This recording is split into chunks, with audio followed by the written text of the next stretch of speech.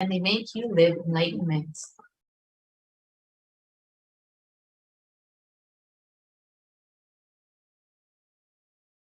Only an avatar can decode the Akashic readings, as the avatar of Paramashiva, the supreme pontiff of Hinduism, has graced humanity with the blessings and darshan in the form of Devi Parashakti, revealing answers to questions to the yearning of seekers as solutions, breakthroughs, and liberating humanity from pain and suffering.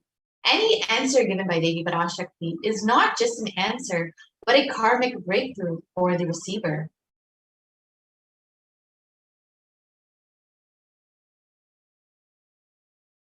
So the Shastra Pramana, or the scriptural reference for Akashic reading, is from the Vijnana Bhairava Tantra. And the verse translates, Bhagavan Paramashiva says, looking at the spotless infinite etheric space, Akasha, beyond the sky and clouds, one should fix one's gaze from the third eye without blinking, continuously, and make the body and inner space steady and motionless. In that very moment, O Devi, one attains the nature and powers of the infinite space, Bhairava.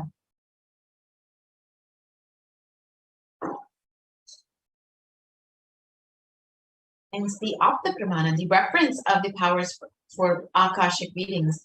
And this is from the Mahabharata. In the Hindu Purana, the Mahabharata, it narrates that the story of the great sage Maitreyi, who reveals the secrets to Vidura, the story of his birth in human form and the reasons of all his sufferings.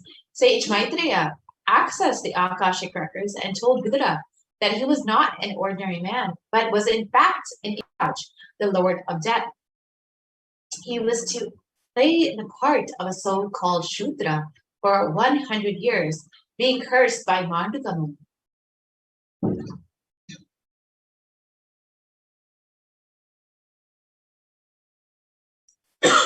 And the Supreme Pontiff of Hinduism says that all of the information you've collected from all of your births is in your DNA. You can access some of them just to understand and not to waste time doing the same actions again and again.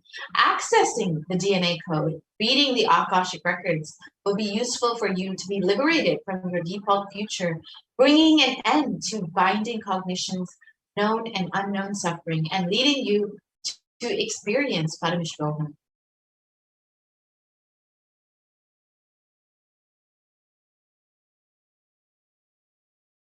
And only an avatar can alter the Akashic readings. While the initiated Balasans can view the Akashic records, it is only an avatar who can alter, edit, upgrade, and change the Akashic records. During the Darshan and Dikshas, the Supreme Pontiff of Hinduism blesses and upgrades the Akashic records as per the prayer of the devotee.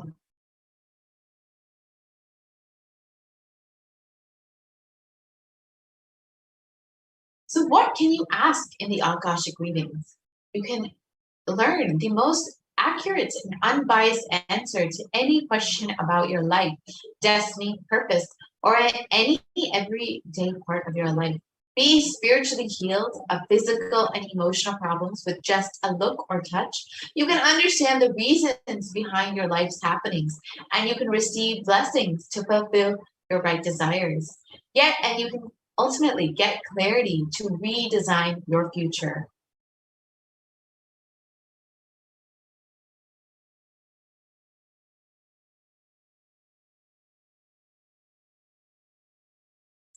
So we have been so blessed over the last several months to have Devi Parashakti's blessings, guidance, and initiation, and all of our prayers answered by Devi Parashakti. So in this segment, we will go through some of Devi Parashakti's revelations during the Akashic readings and understand how they have manifested in our reality state. Devi has been continuously blessing people individually, but also has been guiding humanity through various revelations. So let us enter into this segment and understand what Devi has revealed.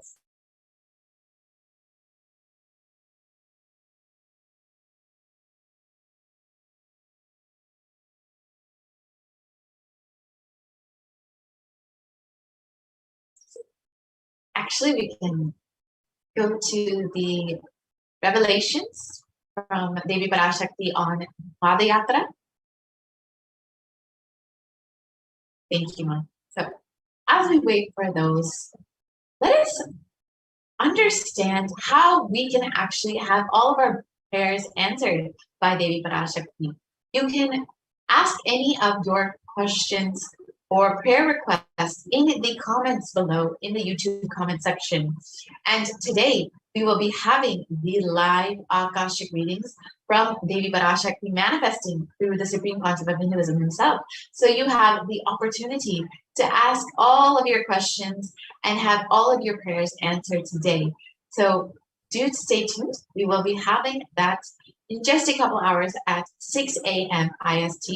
So you can ask your questions on YouTube, you can ask your questions on Facebook, and you can ask your questions on Instagram, Twitter, and WhatsApp as well. So do take time and ensure that you are receiving Devi Parashakti's blessings more deeply. So if I could request the volunteer to share the slides on Padayatra.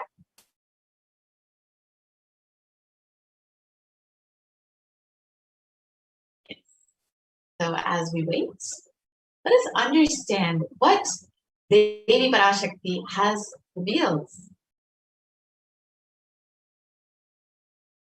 So as all of us know, the after effects of Pralaya are still very severe. Humanity is still undergoing everything of this cosmic deluge, this Pralaya, and thousands of deaths due to the global pandemic, the emerging fungal epidemic, and along with the record number of natural disasters have taken a huge toll on humanity's collective psyche, leading to an increase in poverty, malnutrition, depression, and mental health issues.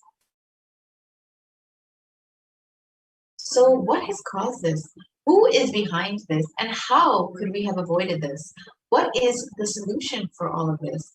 In this segment, let us go through a scientific and statistical understanding of Devi Parashakti's revelations on the cause and solution of this pralaya. So all of us know that the current state of the world is very dire. Over 4 million people have already died of this COVID pandemic, and there have been over 175 million cases of COVID-19, and this number is just on the drastic incline. And the worst affected countries are US, India, and Brazil. And in India alone, there have been over 29 million cases of COVID-19, with over 374,000 deaths due to COVID-19 and over 75 million people falling into poverty since the beginning of this pandemic. And these numbers are considered to be severely underreported. So the actual situation in India could be much worse, and it's expected that it could be up to 14 times worse than what has been reported in the media. So the situation in India is very, very dire. And it is not just that India is suffering from this ongoing pandemic, but there is a suicide and depression epidemic hitting the country. Over 6.5% of the population is suffering from some form of mental illness, and a suicide rate of 10.9 for every 1 lakh people. And suicide is one of the biggest causes of death in the age group of 15 to 24. India is also considered the 6th most depressed country in the world.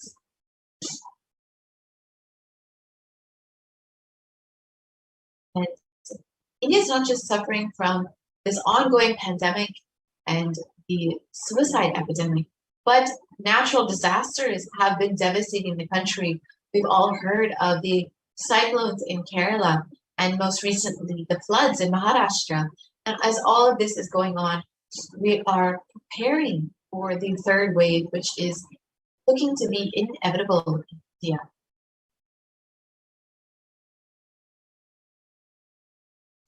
So how could we have prevented this? How could we have avoided this?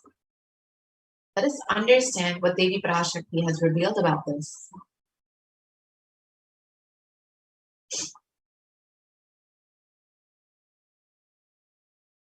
2022 வரை India செல்ல வேண்டாமா என்று கேட்கின்றாய். நன்றா சொல்வதை புரிந்துகொள்.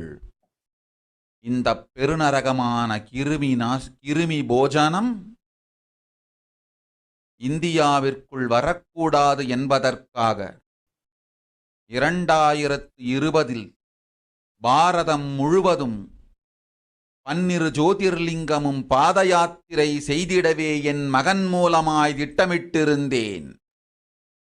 படுபாவிகள் ஓடத்தின் மாலுமியை ஊர்விட்டு துரத்தினார்கள். என்ன நடக்கிறதென்று பார். முறையாக கைலாய நாட்டின் தலைவனாக நிறை மரியாதையொடு நல் மதிப்பொடு என் நிஜாவதாரம் நித்யானந்தன் திருவடி மீண்டும் பாரதத்தில் பட்டு பாத யாத்திரை செய்த பிறகு மட்டுமே நீ அங்கு செல்ல வேண்டும். அதுவரை உன்னை காத்து செல்லாதே. ஓம் ஓம் ஓம். So let's understand Devi Parashakti's revelations mapped into English.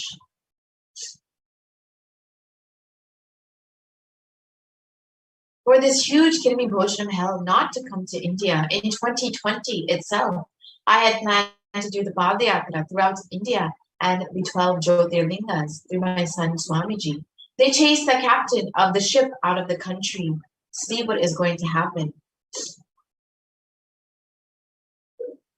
So let us go back to 2017 when the Supreme Concept of Hinduism revealed the vision for this Padayatra. Let's watch that video now. Want to do 1 year Padayatra specially for this purpose in 2020. 2020, planning for a full year. I'm going to walk from Rameshwaram to Amarnath. 1 year with 10,000 people, just walking all over and to spend time with people. 2020, there will not be any program other than Padayatra and just spending time with people. Just walking. Of course, 10,000 people will be walking with me. Maybe 200 vehicles to carry our food and all the other items, transportation. Enjoying the river banks, forests, and time with nature. 10,000 people manifesting powers. Walking from village to village. What do you think will happen?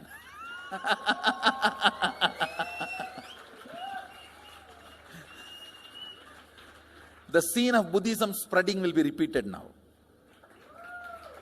How the Buddhism spread. 10,000 monks walking from village to village. What will happen? That's only monks. Here power manifesting 10,000 people. The whole village will be manifesting powers.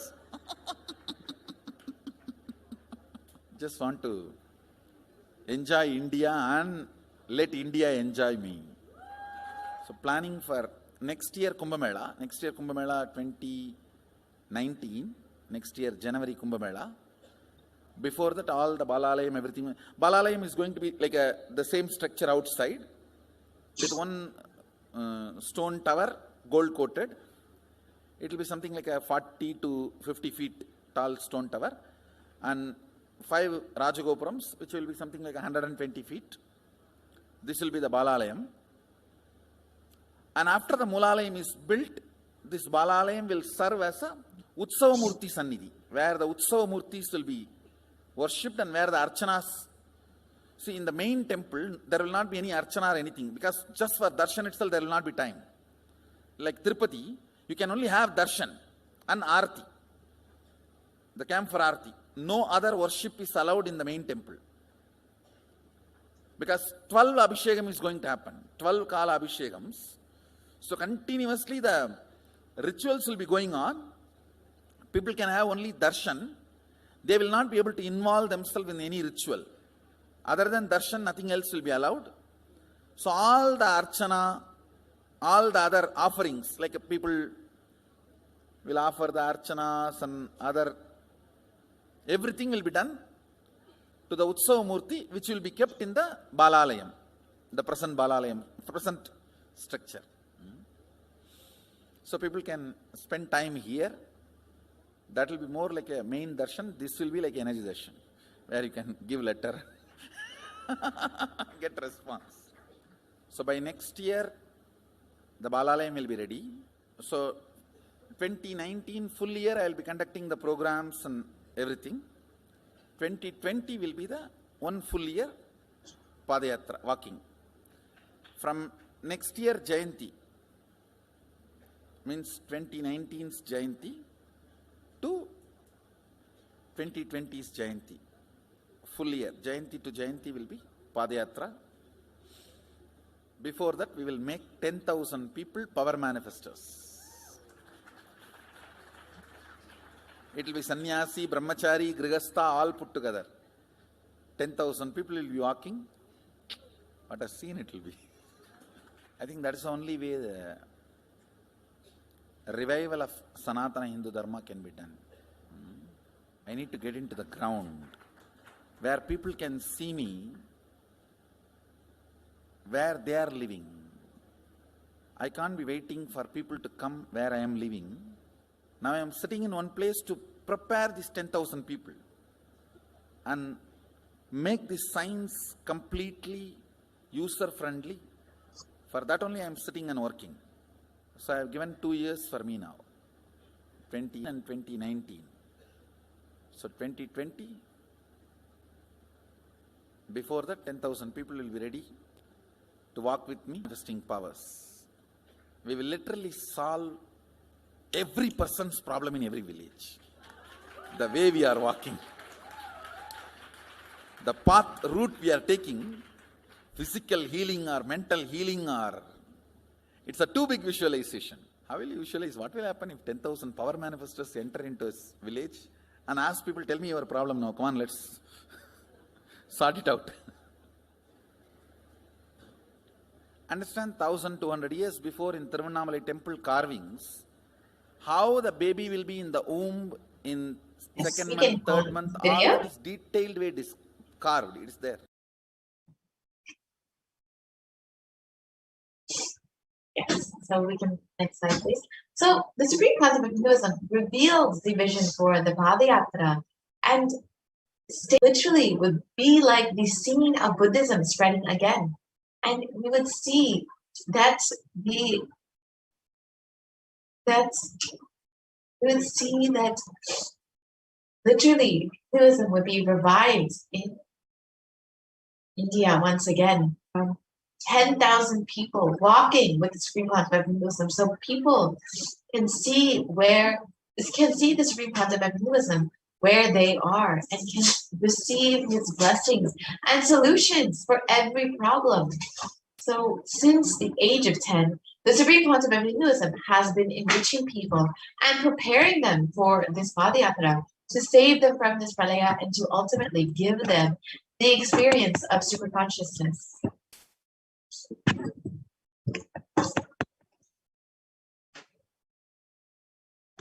And from that age, the Supreme Concept of Hinduism has been enriching and initiating the masses into the science of enlightenment through various powerful discourses, initiations, and darshans. In the next several slides, we will see some of the various programs that the Supreme Concept of Hinduism has been conducting over the last 3 decades. First, in Vellore, Tamil Nadu, the Miracles of Existence program.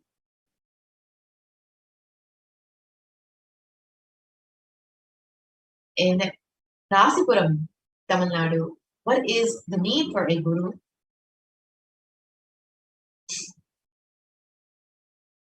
In Namakkal, Tamil Nadu, Society is Nothing But Your Mind program.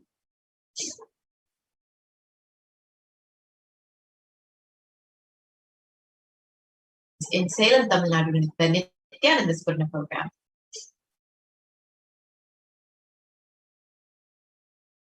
And the Nithyananda program in Adi Kailasha Sadhya Pita.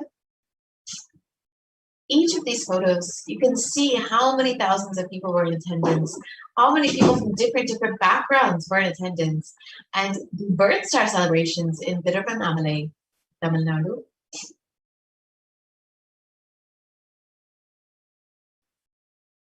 The Jayanti celebrations in Adi Kailasha Sapiki.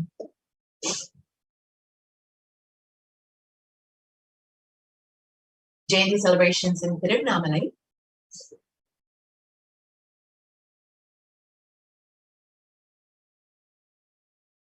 The Nithyananda Paramashivam program in Chennai, Tamil Nadu.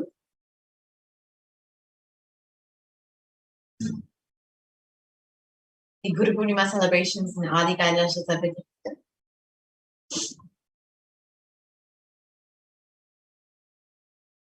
The Bhakti Spurna program.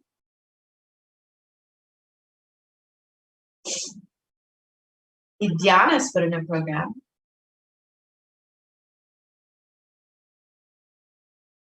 And the Little Anandas program, which was specifically to initiate the youth to be initiated into the science of enlightenment.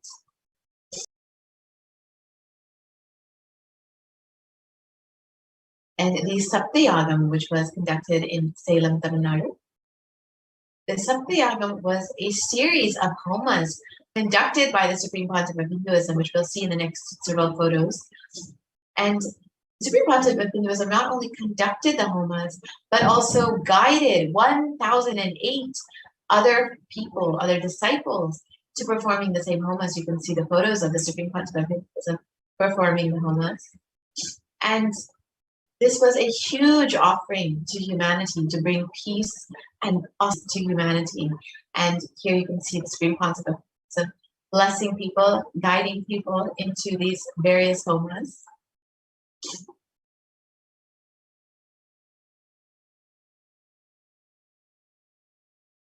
Yes, more photos of the various celebrations. And here, the Nithyananda Paramashivam program in Adi Kailasha Sapiki.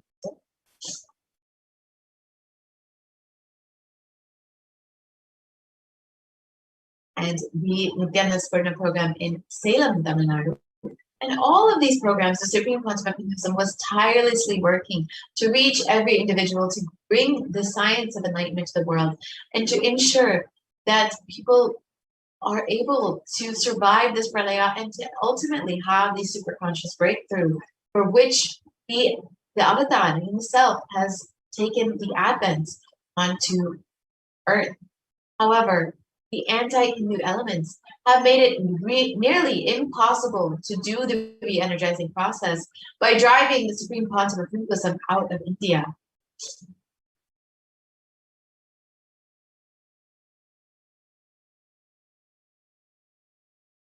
So let us listen to Devi Parashakti's revelations on the solution for this, revealed on the 31st of May.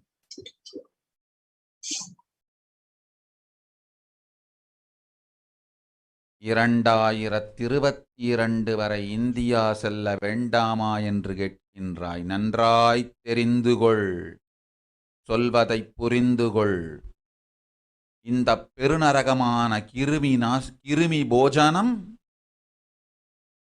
இந்தியாவிற்குள் வரக்கூடாது என்பதற்காக 2020 பாரதம் முழுவதும் 12 ஜோதிர்லிங்கமும் பாத யாத்திரை செய்திடவே என் மகன் மூலமாய் திட்டமிட்டிருந்தேன். படுபாவிகள் ஓடத்தின் மாலுமியை ஊர்விட்டுத் துரத்தினார்கள். என்ன நடக்கிறதென்று பார். முறையாக கைலாய நாட்டின் தலைவனாக நிறை மரியாதையொடு நல் மதிப்பொடு என் நிஜாவதாரம் நித்யானந்தன் திருவடி மீண்டும் பாரதத்தில் பட்டு பாத யாத்திரை செய்த பிறகு மட்டுமே நீ அங்கு செல்ல வேண்டும். அதுவரை உன்னை காத்து செல்லாதே. ஓம் ஓம் ஓம். So they revealed that only when the supreme concept of Hinduism is received in India again with great reverence and respect, and as the head of Kailasa nation, and is able to perform the Padayatra and do the re-energizing process of the 12 Jyotirlingas, only then will we see an end to this pralaya in India. And as we look around, we see what the great rishis of the Vedic civilization have forewarned as this Kali Yuga.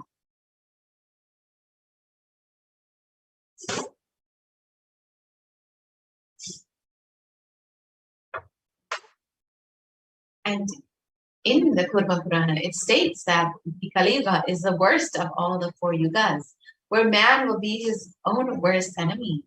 And the translation of this verse,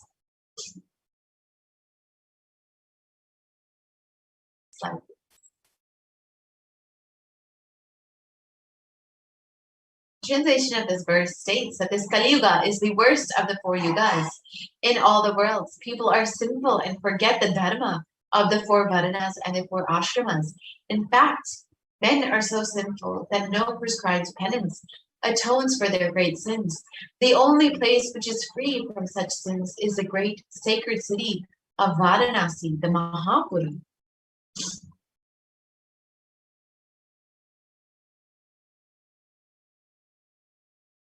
And Kurma Purana continues on and states that the Lord Rudra, Paramashiva himself, is the avatar for the Kali Yuga, and it states that Brahma is the presiding divinity or Devata, the Lord for the Krita Yuga, the first cycle of time. In the Treta Yuga, the second cycle of time, it is Bhagavan Ravi, Surya, in which appeared Sri Rama.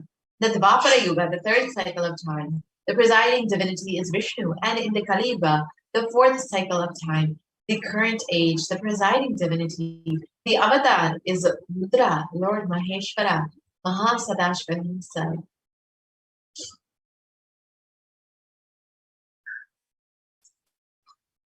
And out of his deepest compassion to protect humanity, Paramashiva himself descended in the human body in the Nijavatara of Hinduism. Jagadguru Mahasanidanam, His Divine Holiness, Bhagavan Nithyananda Paramashivam, on the 2nd of January, 1978.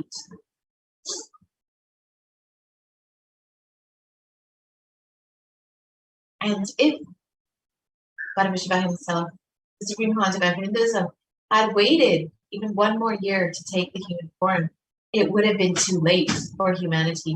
1979 would have been too late. So let us watch that video and understand what this exactly means in the words of the Supreme Concept of Hinduism itself.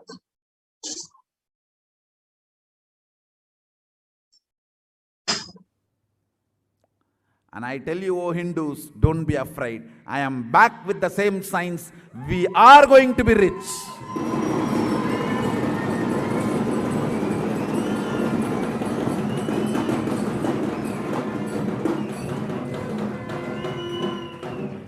It is not lost.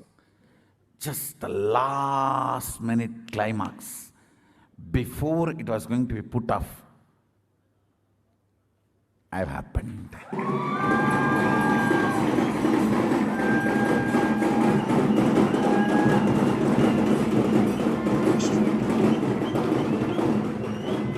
(1979) would have been late. 1979 would have, if I had time, because no time, I have to get up and come directly.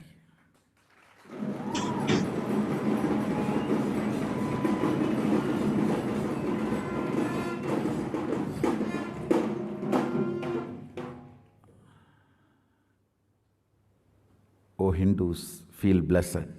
Science is not dead. It is available.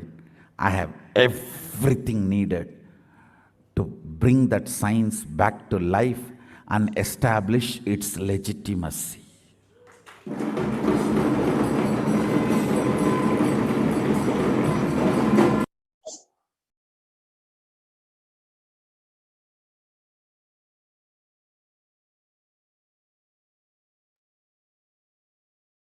And the Avatar's advent onto planet Earth was to protect the world from this great cosmic deluge, to bring the new age, the Satya Yuga.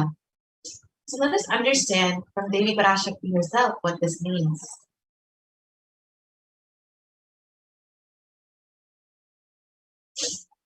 ஓம் ஓம் ஓம் மக்களே கேளுங்கள். கலி முற்றி கலி கழிந்து புதுயுகம் சத்தியயுகம் புறப்பட வேண்டிய காலம் வந்ததனால் வந்திருக்கின்றது இந்த பெரும் பிரளயம்.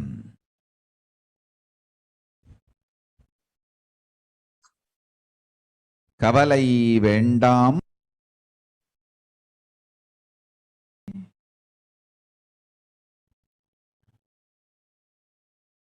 நித்யானந்தன் வடிவம் தாங்கி நாமே இங்கு வந்திருக்கின்றோம். நித்யயுகம் செய்வோம், நித்யயுகம் சத்தியயுகமாய் மலரும் இங்கு. ஆனந்தமாக இருங்கள். So let us understand what Devi has revealed in English. People of the world, listen. Kali Yuga has matured, and over time, it has come for Satya Yuga to happen. So this great pralaya has come. Don't worry, people. In the form of Nithyananda, I myself have come here. I will make Nitya Yuga. Nitya Yuga will blossom as Satya Yuga. Be blissful.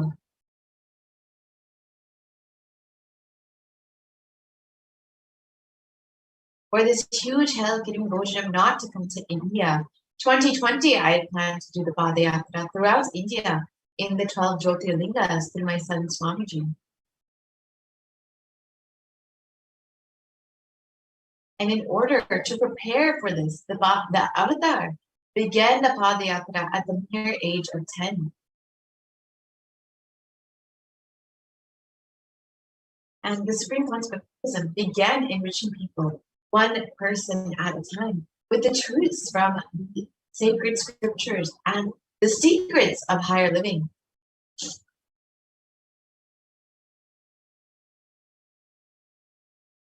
Even as the Supreme Concept of Buddhism was just a teenager, all of his classmates recalled the Yatra, where the Supreme Concept of Hinduism led them from Gudiyatham, Tamil Nadu to Tiruvannamalai, the birthplace of the Supreme Concept of Buddhism and a huge spiritual pilgrimage site.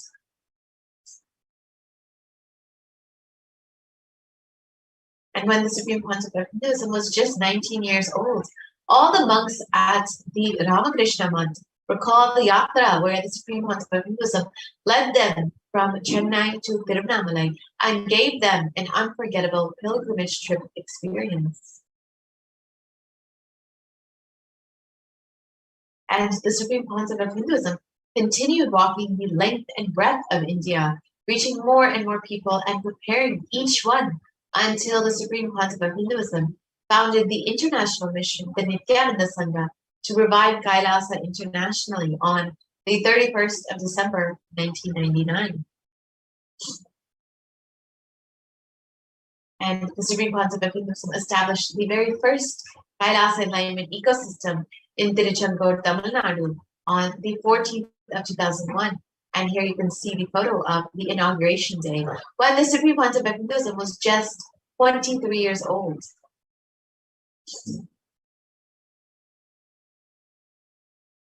And in 2003, the Avatar Yatra all over the world to enrich people from various backgrounds.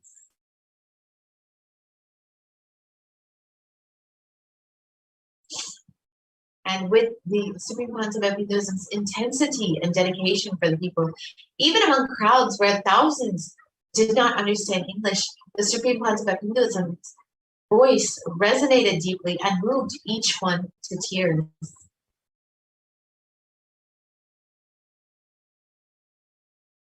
And in 2004, the Avatar led his disciples on the very first Himalayan Yatra, visiting temples, delivering satsangs, and initiating them into the superconscious breakthrough.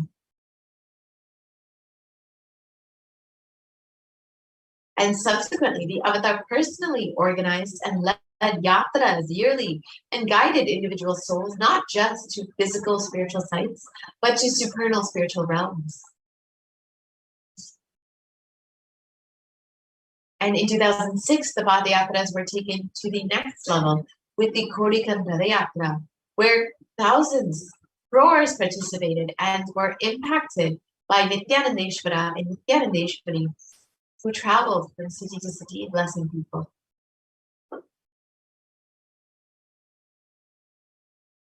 So let us watch a short video of the Kodikanda Yatra in 2006.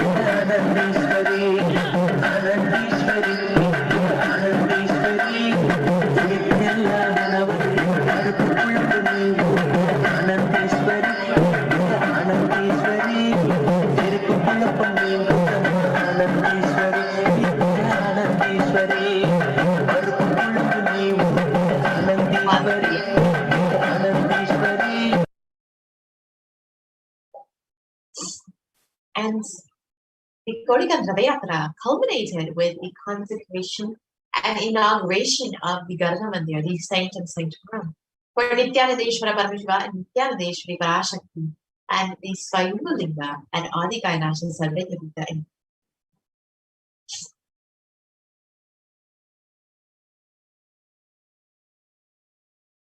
And the deities were energized as Akchavataras to radiate the energy of Paramashiva and Parashakti to create the Adi Kailasha Sarvejapita as a ship to save humanity from this upcoming pralaya.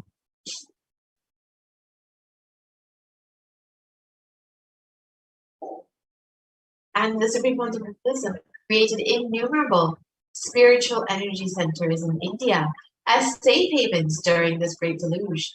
And just a few are the Kailasa in Tiruchendur, the Adi Kailasha Center in Bangalore, and the Kailasa in Hyderabad.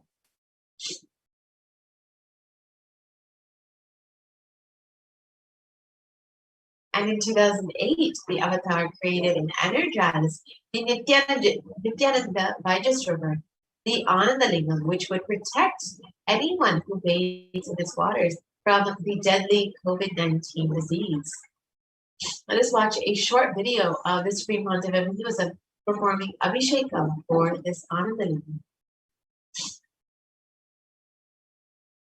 जनमस्सहस्राक्षाय च जगधन्मने जनमो गिरिशाय वजिपिविष्टाय जनमो मीढुष्टमाय च शुमते जनमो स्रस्वाय च वामनाय जनमो बृहते च वर्षीयते जनमो वृद्धाय च संवृद्धने जनमो अग्र्याय च प्रथमाय जनम आशवे च जिराय जनम शीघ्रियाय च शीघ्राय च नम ऊर्म्याय च वस्वन्याय च नम स्रोतस्याय च दीप्याय च नमो ज्येष्ठाय च कनिष्ठाय च नमः पूर्वजाय च परजाय च नमो मध्यमाय च पगल्भाय च नमो जघन्याय च बुद्ध्याय च नमः सोभ्याय च प्रतिसर्याय च नमो याम्याय च क्षेम्याय च नमः उर्वर्याय च खल्याय च नमः श्वोप्याय च अवसान्याय च नमो वन्याय च कक्ष्याय च नमः श्रवाय च प्रतिश्रवाय च नमः आशुषेणाय च आशुरथाय च नमः शूराय च अवभिन्दते च नमो वर्मिणे च वरुथिने च नमो बिल्मिने च कवचिने च नमः श्रुताय च श्रुतसेनाय च नमो दुन्दुभ्याय च हनन्याय च नमो धृष्णवे च प्रवृषाय च नमो दूताय च प्रहिताय च नमो निषङ्गिने च हेतवे च इधिने च नमः स्वायुधाय च सुधन्वने च नमः श्रुत्याय च पथ्याय च नमः काट्याय च नीप्याय च नमः सूप्याय च सरस्याय च नमो नाद्याय च वैशन्ताय च नमः कूप्याय च भट्याय च नमो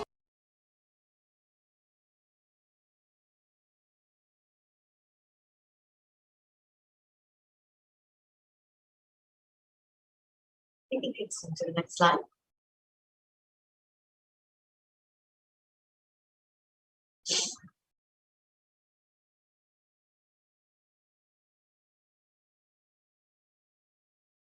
Yes, we can move to the next slide, please.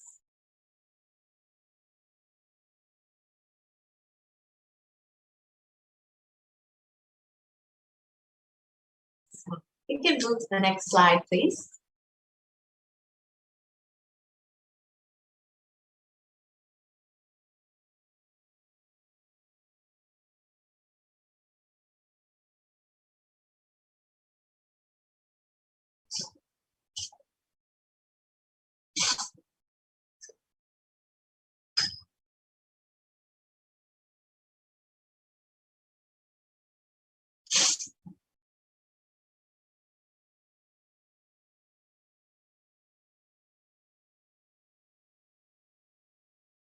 Yes, ma'am. We can move to the next slide, please.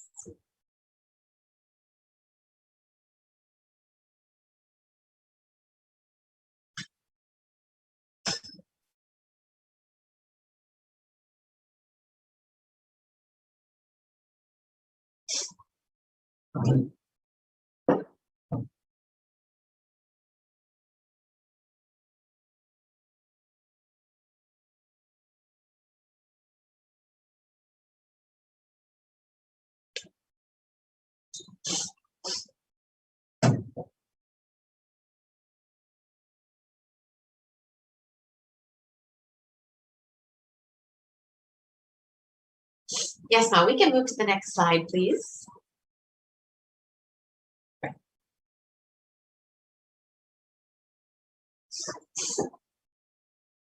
Sorry for the technical glitch.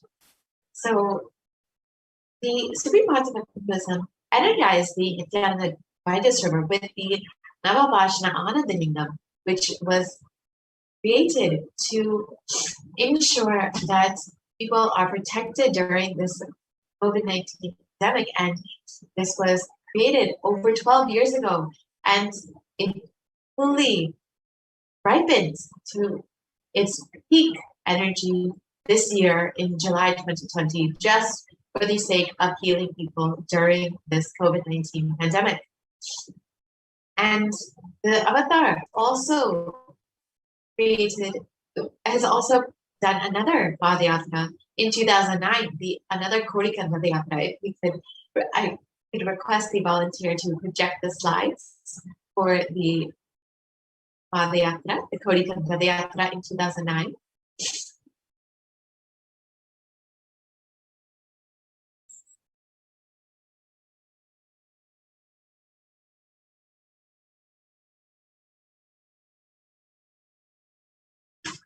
Yes. So let's watch a short video of this Kodika Padayatra in 2009, which garnered international attention and created a movement where lakhs of Hindus were once again embracing Hinduism. போல நின்பதம் கண்ட என் மனோ நித்ய சத்குரு நித்ய சத்குரு நித்ய சத்குரு நித்யனே நித்ய சத்குரு நித்ய சத்குரு நித்ய சத்குரு நித்யனே நின்முகம் நீனைந்து இங்கு நிர்மலமாகவே ஆனதே இதய சக்கரம் அனகதமும் இனிமையோடு திறந்ததே நித்ய சத்குரு நித்ய சத்குரு நித்ய சத்குரு நித்யனே நித்ய சத்குரு நித்ய. And wherever the Avatar's feet have graced, the seeds of super consciousness have been sown.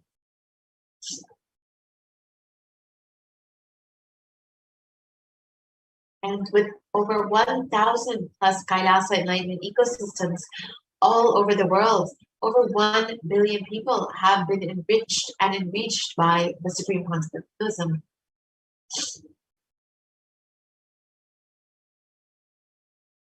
And in the next several slides, we will see just a few of the various Kailasas that the Supreme Quantum of Hinduism has created for this superconscious breakthrough to happen for humanity. The very first is the Kailasa Niro, the Adi Nithyananda Paramashivam, the very first Kailasa enlightenment ecosystem.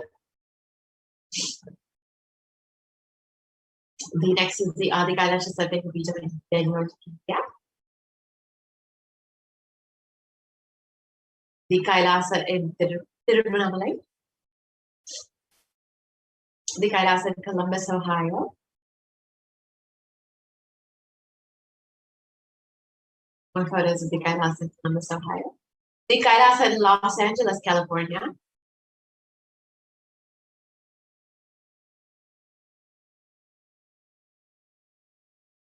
The Kailasa in San Jose, California. The Kailasa, again, more photos of the Kailasa in San Jose. The Kailasa in Seattle, Washington.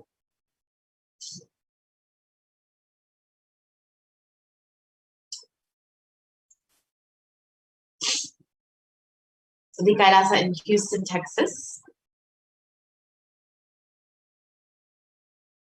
The Kailasa, again, more photos of Kailasa in Houston, Texas.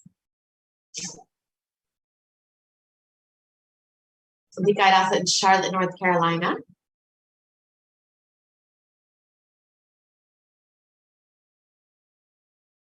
The Kailasa in New York.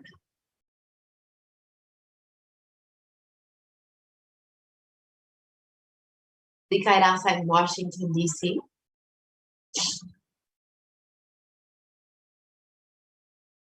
The Kailasa in Toronto, Canada.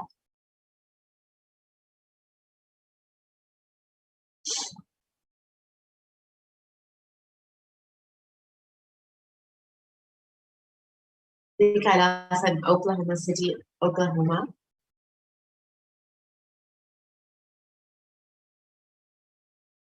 The Kailasa in Phoenix, Arizona.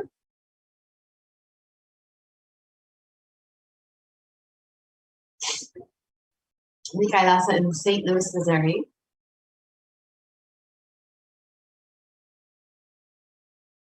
The Kailasa in Oman.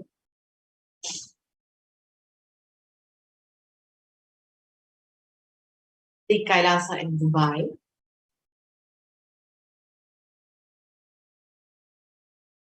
The Kailasa in London, UK.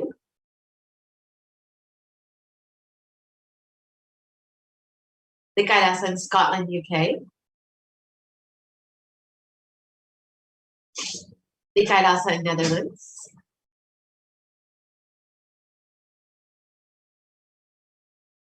The Kailasa in Slovakia.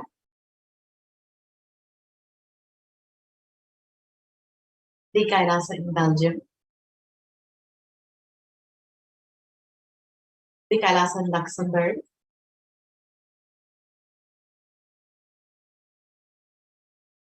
The Kailasa in Austria.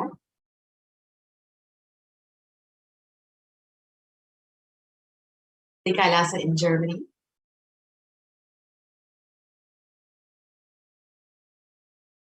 The Kailasa in Italy.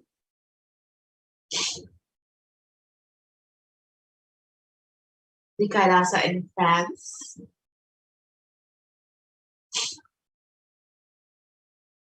The Kailasa in Switzerland.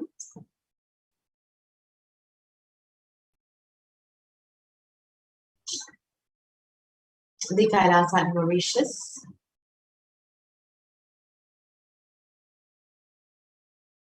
The Kailasa in South Africa.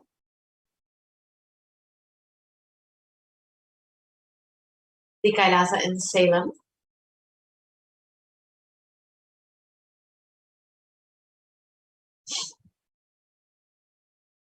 The Kailasa in Hosura.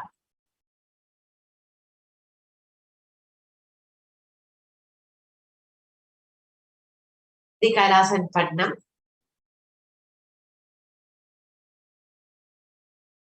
The Kailasa in Varanasi. The Kailasa in Rajapalayam.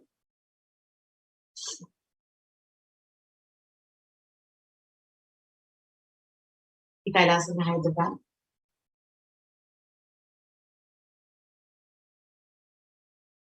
Kailas in Kerala. Go to the next slide. The Kailas in Gujarat, which is the Yogini Seven Navita. You can see all of these Kailasas that the Supreme Concept of Hinduism has created across the globe and various countries and various cities across the globe, just for the sake of creating these enlightenment ecosystems to ensure that humanity is able to be guided through this pralaya to bring the new age, the Sakti Yuga ultimately, and to give the super conscious breakthrough to humanity. And it is out of his deepest compassion that the Supreme Concept of Hinduism has been continuously blessing people through these various enlightenment ecosystems and has continuously been providing various programs and initiatives for helping people through this pralaya. So if you want to learn more about that, you can visit kailasa.org and learn more how you can be part of Kailasa and benefit from all of the offerings the Supreme Concept of Hinduism has given to humanity. You can sign up to become an e-Kailashan and avail all of the opportunities to experience the super conscious breakthrough for yourself. So with this, we will be concluding this portion of the program and entering into the next segment where we will understand some of the offerings made to Devi Parashakti, so we can stay tuned and understand how we can connect with Devi Parashakti more deeply, how we can receive all of the blessings from Devi herself much more deeply. So stay tuned for the next segment. We'll be right back after a very short break.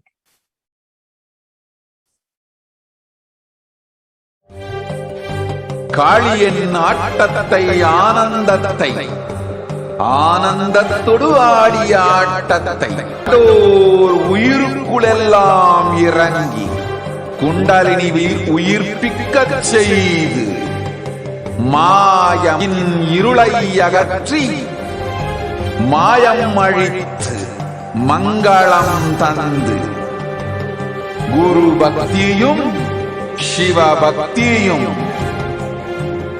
Paramasiva பக்தியும் பரமசிவ சக்தியும் அளிக்கின்றேன். மனமாயை விடுத்து குரு பதத்தை பற்றுங்கள். நித்யானந்தமாய் நிஜாவதாரமாய் வந்துதித்த என்னை பற்றி வாழ்வில் எல்லா நலமும் பெற்றிடுங்கள். ஓம் ஓம் ஓம். யாதுமாகி நின்றாய் காளி, ஓம் காளி ஓம் சக்தி, ஓம் காளி ஓம் சக்தி, ஓம் சக்தி ஓம் சக்தி ஓம் சக்தி. ஓம் ஓம் ஓம் ஓம்.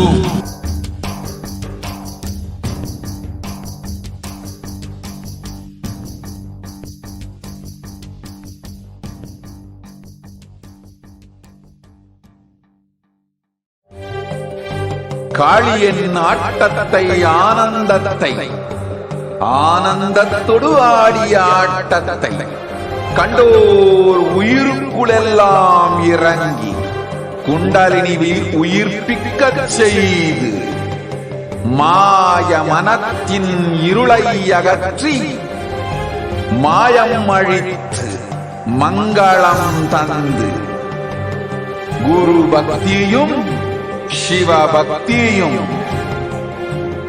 பரமசிவ பக்தியும் பரமசிவ சக்தியும் அளிக்கின்றேன். மனமாயை விடுத்து குரு பதத்தை பற்றுங்கள்.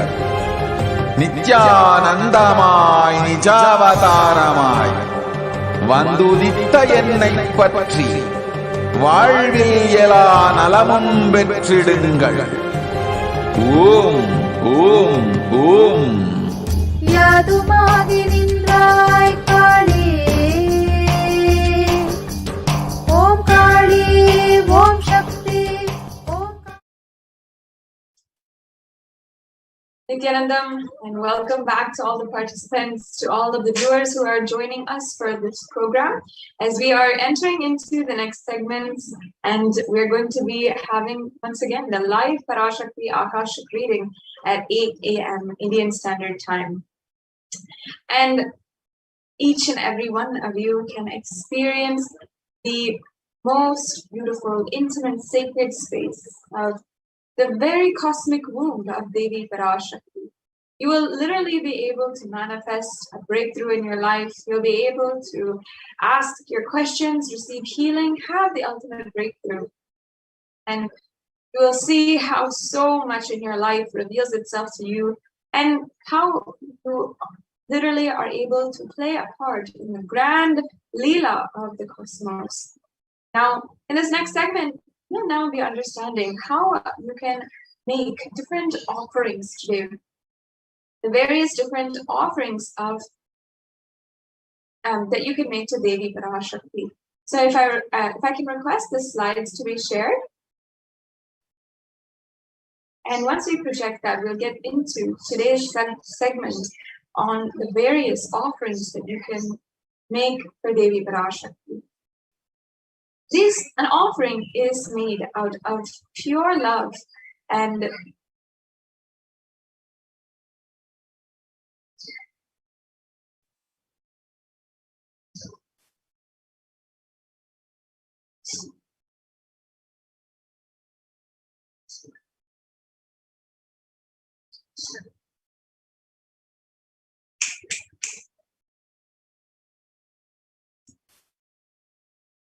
yes, an offering is made out of pure love, devotion, and oneness with the divine. And each and every one of you can experience the most intimate space, deep feeling connection with the divine through these offerings.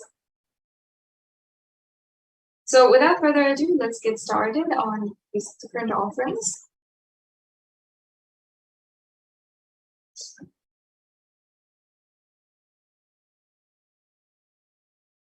An offering is is a giving of a divine gift out of pure love, devotion, and oneness. And it consists of two parts.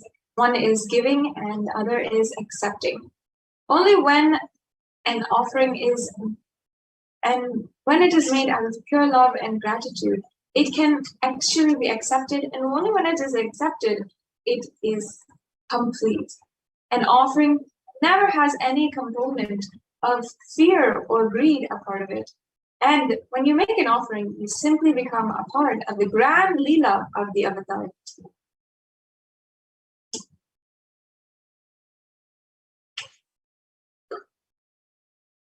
There are various different offerings that you can make today, and not just in perhaps gold offerings, but as well different kinds, various different offerings that you can make, and you'll never feel as if you cannot make a certain amount or you're not able to. You will simply see whatever you want to manifest, whatever you are capable of doing right now, you can offer, and simply it is a divine gift in your life.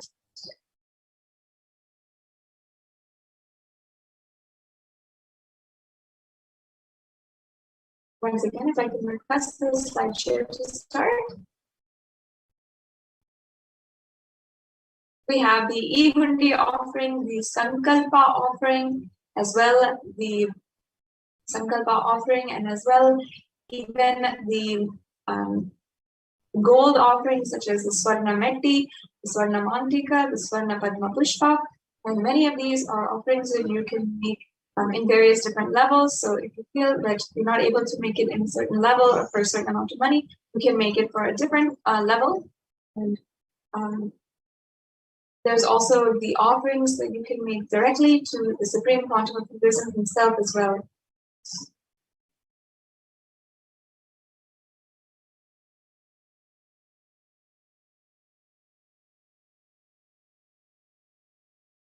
Yes. So Understand that masculine and feminine, both consciousness, have to be expressed equally by every human being to be enlightened. Until enlightenment, only the masculine dimension expresses more than the feminine dimension, irrespective of male or female physical bodies. The next slide, please.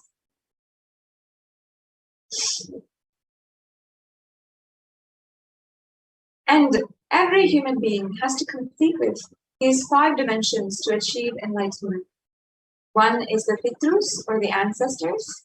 The second is the Kula Devatas, the family deities. The third are your parents. The fourth is nature. And the fifth is the Guru.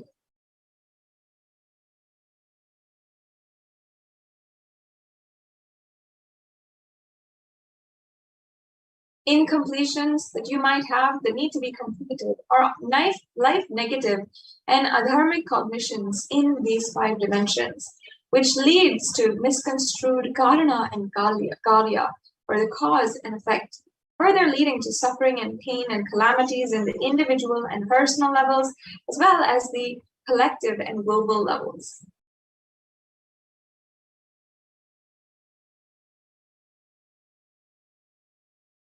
And being sensitive is being aware in gratitude to life. Everything from the air we breathe, the place that we sit, the energy to feel that you exist, energy to celebrate that you exist, everything is something that we can be grateful for. And there are 43 energies that constitute our human body. And when all 43 of these energies are integrated for dharma, that is when one becomes enlightened. Dharma, or the cosmic motherly completion and sensitivity from the level of Panchabhutas, is the core principle of the cosmos. And as you can see here, we have a photograph of the Sri Meru, which is the 3-dimensional representation of the Brahmanda Yoni, the feminine consciousness. Each corner of this Sri Meru is one of those representative of those 43 energies. And in the Sri Vidya Puja, we are worshipping each and every one of those 43 different triangles that make up the Sri Meru or the Sri Chakra. That is a very beautiful aspect and science inside of the sacred feminine worship from Sanatana Hindu Dharma.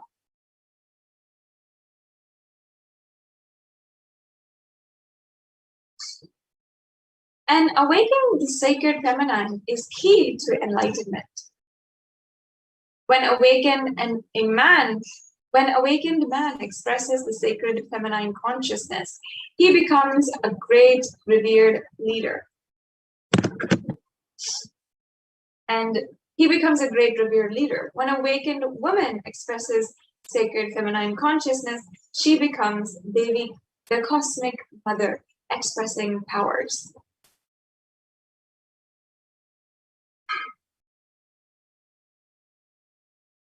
And the key to awakening sacred feminine consciousness is conscious sovereignty.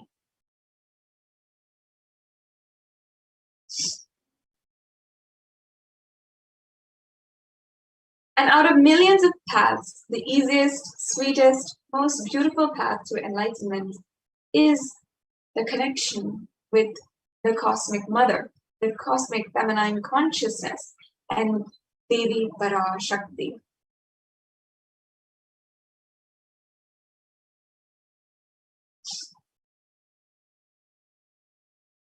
She is the one who expresses as the Guru all gods and all manifestations in the universe. She can straight away deliver enlightenment by connecting through the cosmic umbilical cord.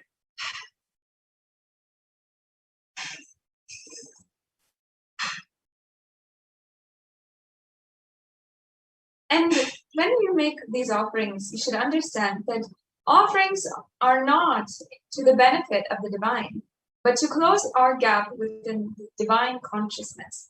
When we achieve completion with the Divine Mother, her infinite powers with her sweet grace starts in all our dimensions through the cosmic umbilical cord.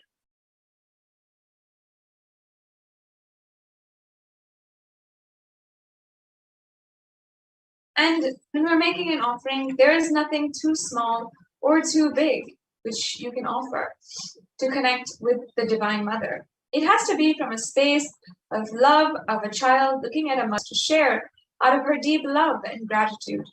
It can be a cup of milk or a flower, or it can be a precious jewel to adorn her smiling face or her hair.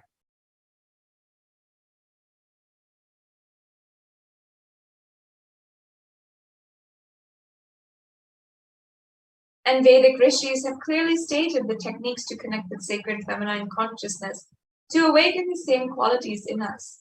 One can connect with Paramashiva through oneness, but with Divine Cosmic Mother, it is only by worshipping her feet with devotion.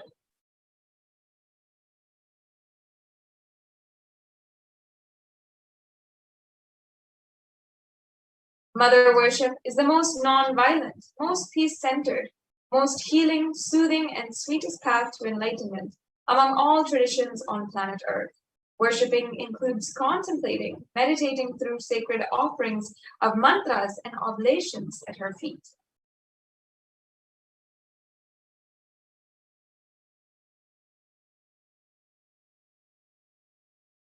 Mother worship is the most non-violent, once again, most peace-centered, sweetest path to enlightenment. And through these offerings, I invite each and every one of you to experience that sacred space of non-violence, peace, healing, soothing, and sweet connection to Devi Parashakti.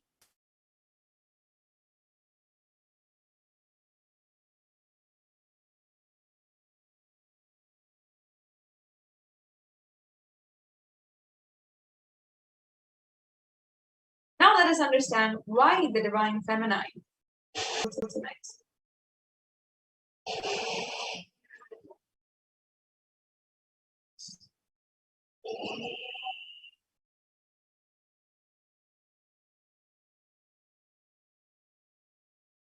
And here's a beautiful verse from the Rig Veda. If you just see, we'll go on into the English translation.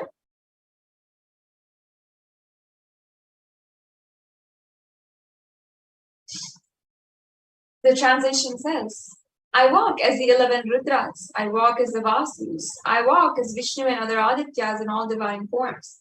Hold aloft Mitra and Varuna, even as Indra and Agni I do in twins too.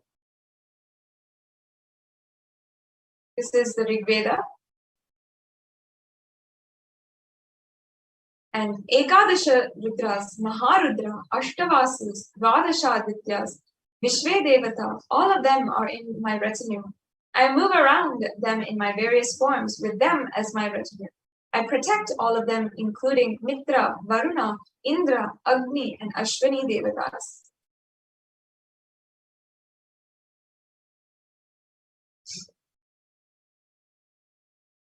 Devi herself declares as in herself of all gods, divine energies. She is pervading and all permeating.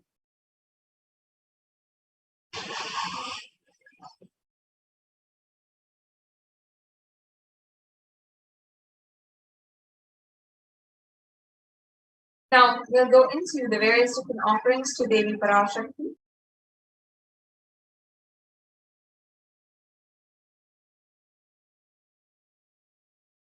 First, we have the e-hundi, which you can make for any amount. It is a general donation that you can make either through the YouTube super chat or through the registration form or the payment gateway that we have available for any of the yajamans. And there's a beautiful reference here from the Lalita Sahasranamam, which I'll now be chanting. Bhakti Priya, Bhakti Gamya, Bhakti Vashya Bhayapaha, Shambhavi Sharadaradhya, Sharvani Sharmadaini. Then and is realized through true devotion. She can be won over through true devotion, and she removes all fears.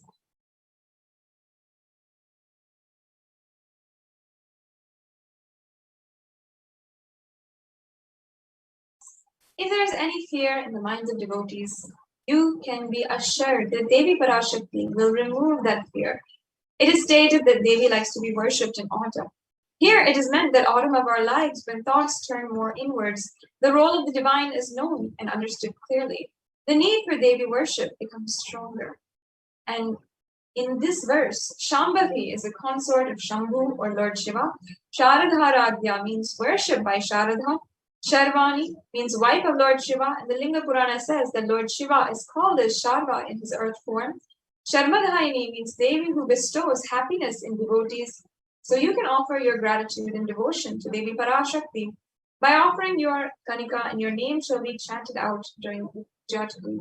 So you can offer any amount in this evenly donation, and once again it is either through the payment gateway or through the YouTube super chat that you can make these offerings.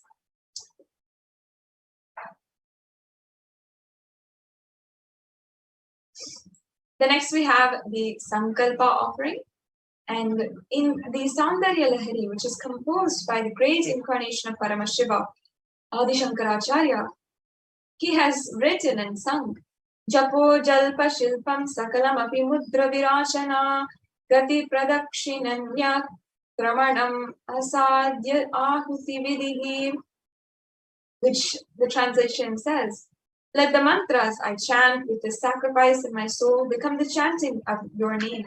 Let all my movements become auspicious mudras. Let my travel become perambulations around thee. Let the act of eating and drinking become fire offerings or oblations in the homa or yajna to thee. Let my act of sleeping become my salutations to you. Let all my actions of pleasure of mine become a part of your worship. It's such a beautiful verse that can literally just cause so much of beautiful connection inside of you. Especially the line, let all actions of pleasure of mine become part of your worship. Let me enjoy you, let me worship you is really what Adi Shankaracharya is meaning and saying here. So in the Sankalpa mantra, you'll simply see how you're worshiping the divine and enjoying the divine. And you'll have the blessings for both the asked and unasked, remembered and forgotten wishes to manifest by the grace of Devi Parashakti.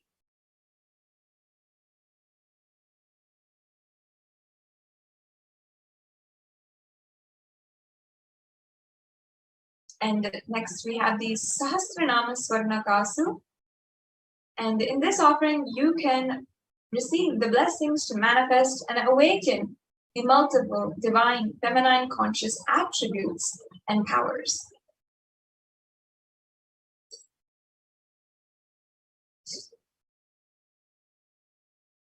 The next offering is the Mukta Anguti, or the finger ring with a pearl.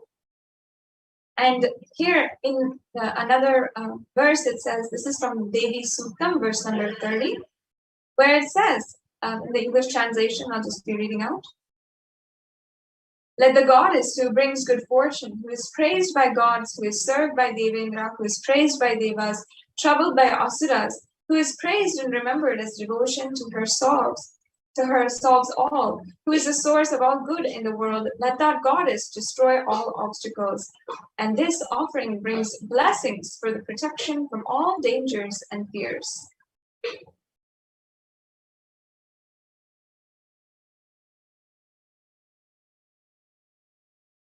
And next offering is the Swarna Padma Pushpa. And in this offering,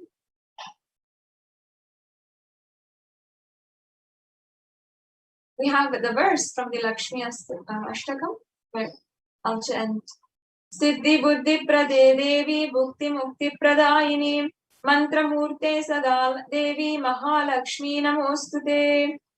The English translation says, Devi who bestows accomplishments and intellect, who showers worldly prosperity, Devi whose power is the subtle mantra of the cosmos, I bow down to you, O Devi Mahalakshmi.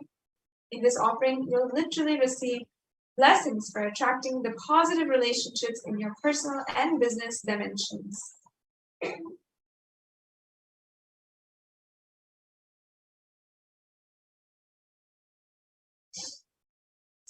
The next offering is the Swarna Metti. And in the Saundarya Lahari, once again, Adi Shankaracharya is describing that Lord Brahma, the creator of yours, selects the dust from your feet and creates he this world. The great Adishesha with 1,000 heads somehow carries a dust of your feet with effort great. And the great Lord Rudra takes it and powders it nice and uses it as holy ash.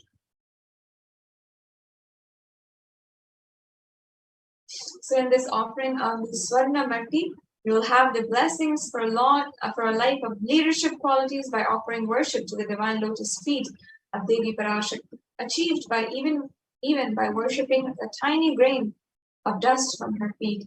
The Metti is a gold toe ring to worship by adorning the divine Devi Parashakti's feet.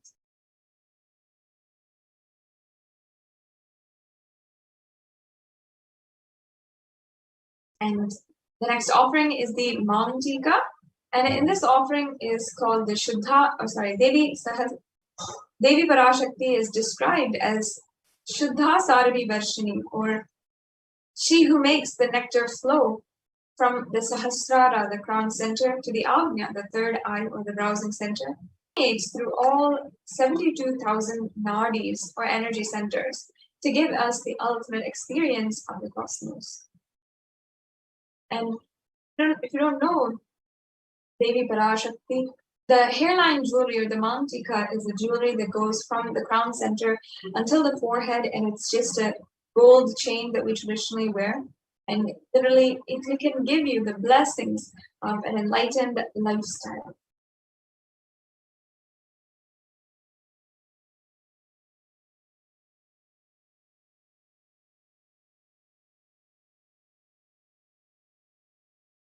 And the next offering we have is the Pratyakshapada Puja.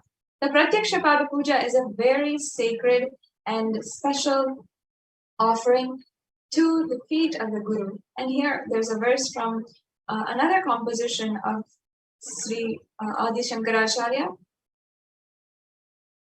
where he is singing Guru Ragni Padme Manaschenna Lagnam Tatakyam Tatakyam Tatakyam Tatakyam. And the entire verse translation says, my repute has traveled in all directions through my philanthropy and prowess. All the things of this world are in my hands as rewards of my virtues.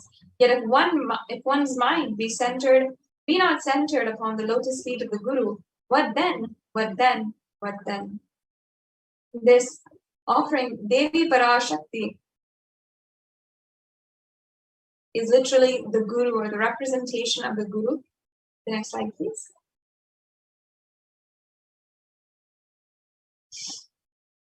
And the feminine consciousness is literally the one who is beyond the idea of male and you'll have this most auspicious offering to Guru, which is a dimension of the Cosmic Mother, the one who is the teacher, the guide, the one who is the very one who teaches you your first steps, your first language, and the one who teaches you your first lessons on integrity, on how to handle life, on how to hold yourself, is the mother in our lives.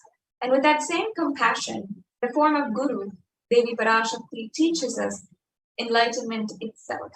So you can offer your gratitude with this Pratyakshapada Puja, and you'll be blessed with the sweetest path to enlightenment, with the connection with it.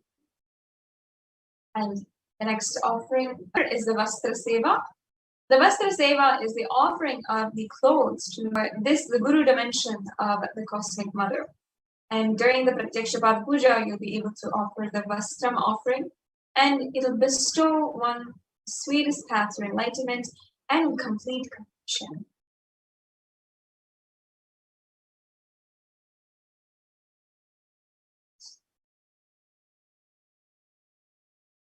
And next we have the E-Hundi. So here we have a summary of all of the various offerings that you can do.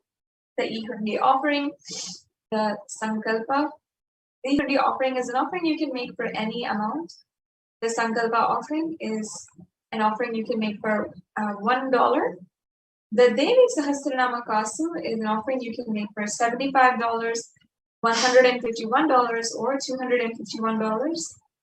The Mukta Anguti is an offering you can do for $251, $501, and $751. And the Swarna Padma Pushpa is an offering you can make for $600, for $1,200, and for $1,800. The Swarnameti is an offering you can make for $750. And the Mamtika is an offering you can make for $750.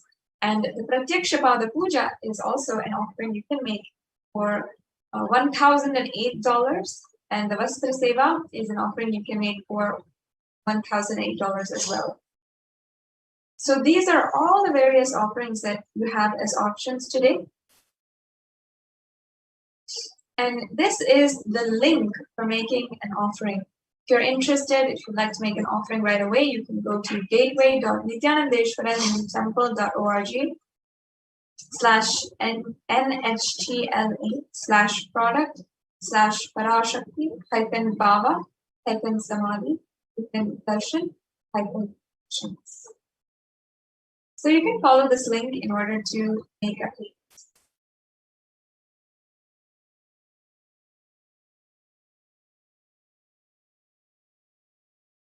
So once you follow this link, the page that you'll land on will look exactly like this. And this is a screenshot, and you can just use this as a reference in order for you to know exactly how you can. So once you're in this page, you can also see other different offerings that we have, offerings that we'll be having for Ganesha Chaturthi, as well as the upcoming festivals.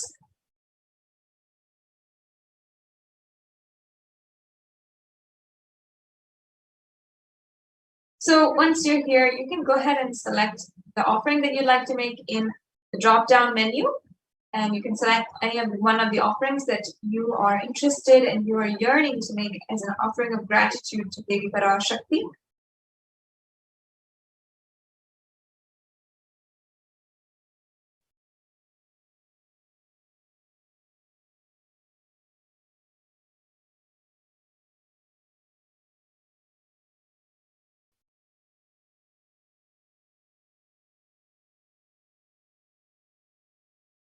And after you press that, you will be led to this page where you can review your cart, make sure that you're ready and you're having all the items in your cart which you want to make as an offering today.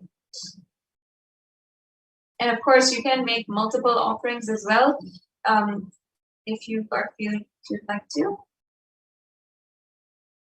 Then you can go to this page, the next page, proceed to checkout and fill out your billing details and your payment details as well.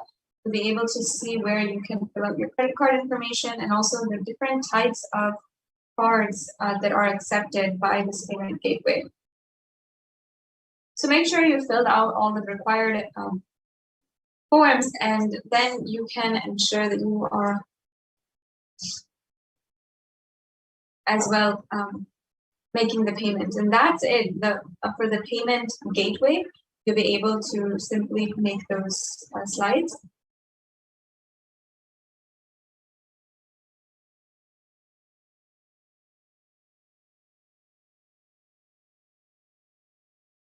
And next,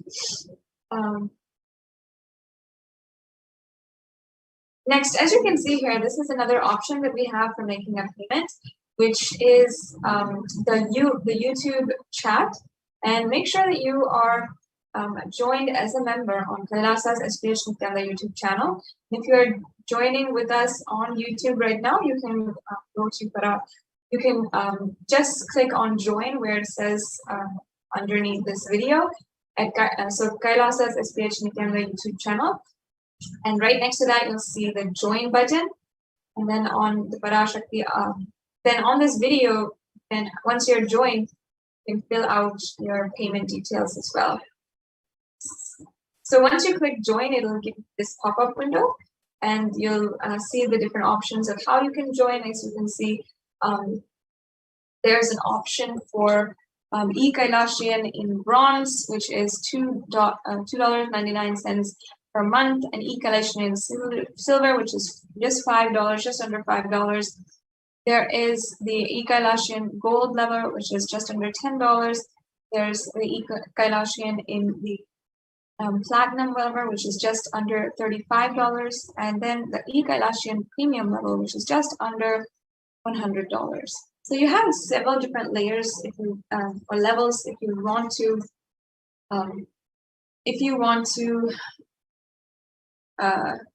join in any of these levels, and you can become a member of the channel. And there's so many different benefits of becoming a member as well, including access to more than 20,000 various different darshans and dikshas, as well is different, even the question answer sessions from various different breakthrough mandala processes and inner awakenings, which Swamiji has done all over the world. So all of these are available for you on YouTube, and you can join as a member and get access to each and every one. You'll also have the access to even the notifications for every time there is a live video.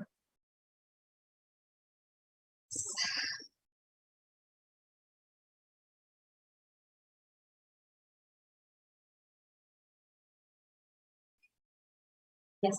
So as you can see, we have the various different ways that you can make a payment. So if you want to join on our channel, you can go to Google Pay, and you can either pay through Google Pay, which many of us are doing nowadays. It's a very easy form of payment, not just online, but also in different shops as well.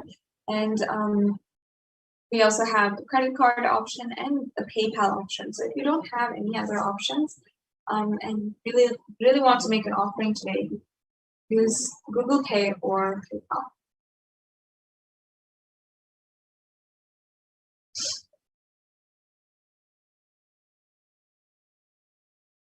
Yes.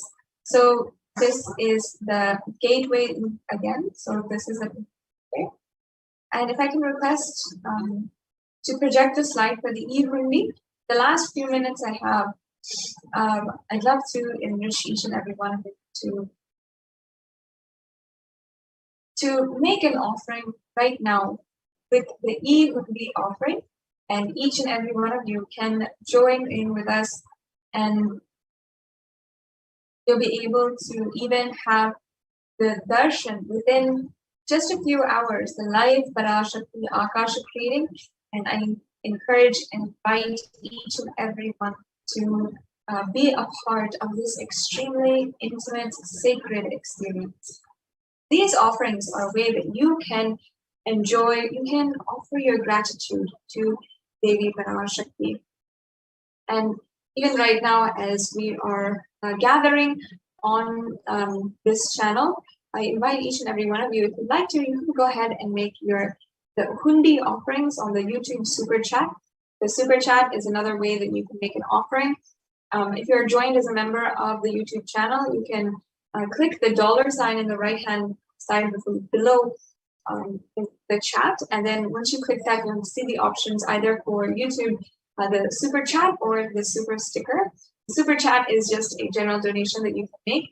And Super Sticker is also a sticker that you can send just to show your love in the digital platform to Devi Parashakti. Of course, she is sitting just to receive the love, the devotion, and help to everyone of us. So now, just within a few minutes, we will be entering into the next segment as well. The next segment, we will be introduced to the Admit Kailas Sarvagna Peetham.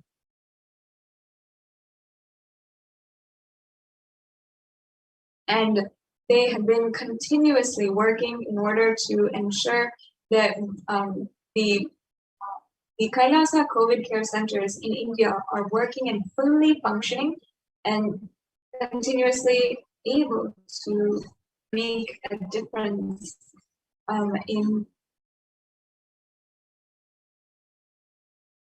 the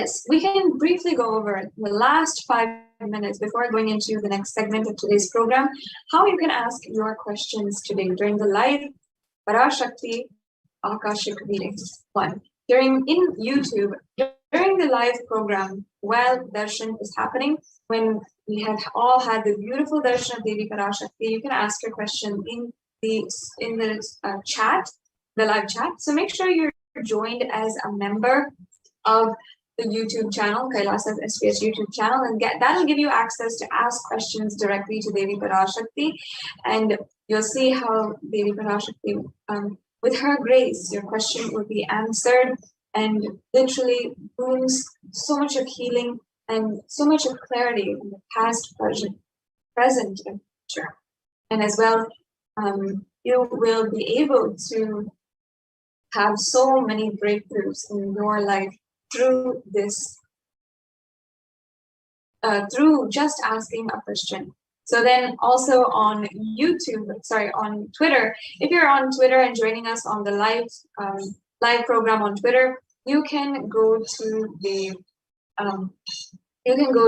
live Twitter feed right now, and you can hit reply and use the hashtag #AskTheAvatar as well, and ensure that you are tagging the official handle of the Supreme Pontiff of Hinduism, which is at Sri Nithyananda, and you can make sure that you are replying or asking your question to Devi Parashakti during the live darshan.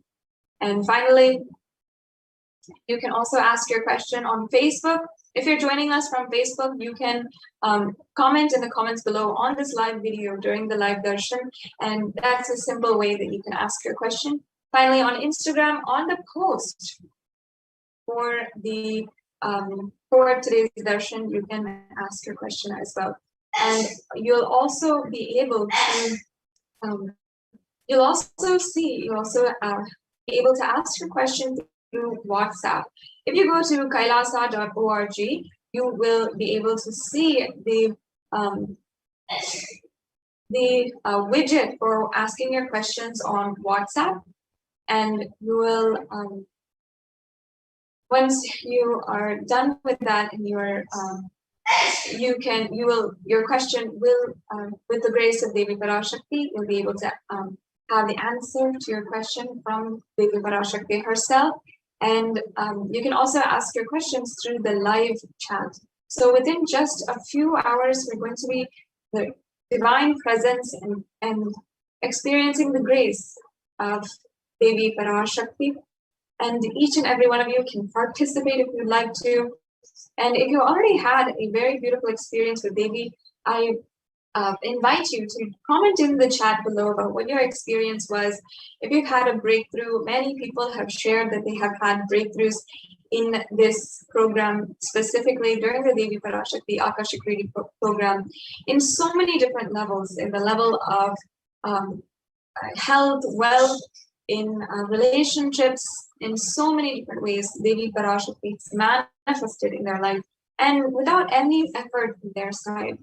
And we've had even sharings of how people have healed from even the brink of their lives being lost, even and people who have even had the lives of their loved ones being saved, and so many other beautiful manifestations of Devi Parashakti in their lives. So now we're coming to a conclusion of this segment in today's program, and we're going to be moving on into the next segment, where we will be going over the various contributions of the Supreme Pontiff of Hinduism in the Kailasa COVID care centers.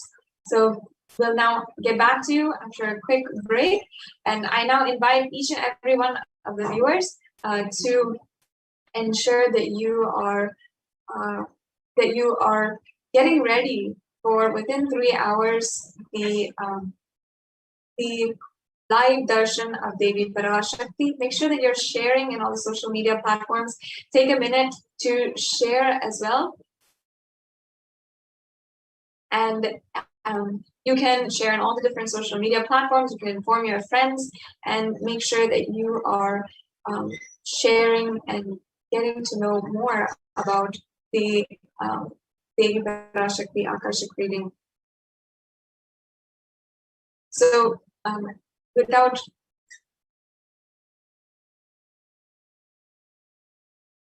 and we'll also in this program be hearing from various different devotees who have had the Devi Parashakti Akashic reading, and they will be sharing with us about their experience and how Devi made a breakthrough happen in their lives.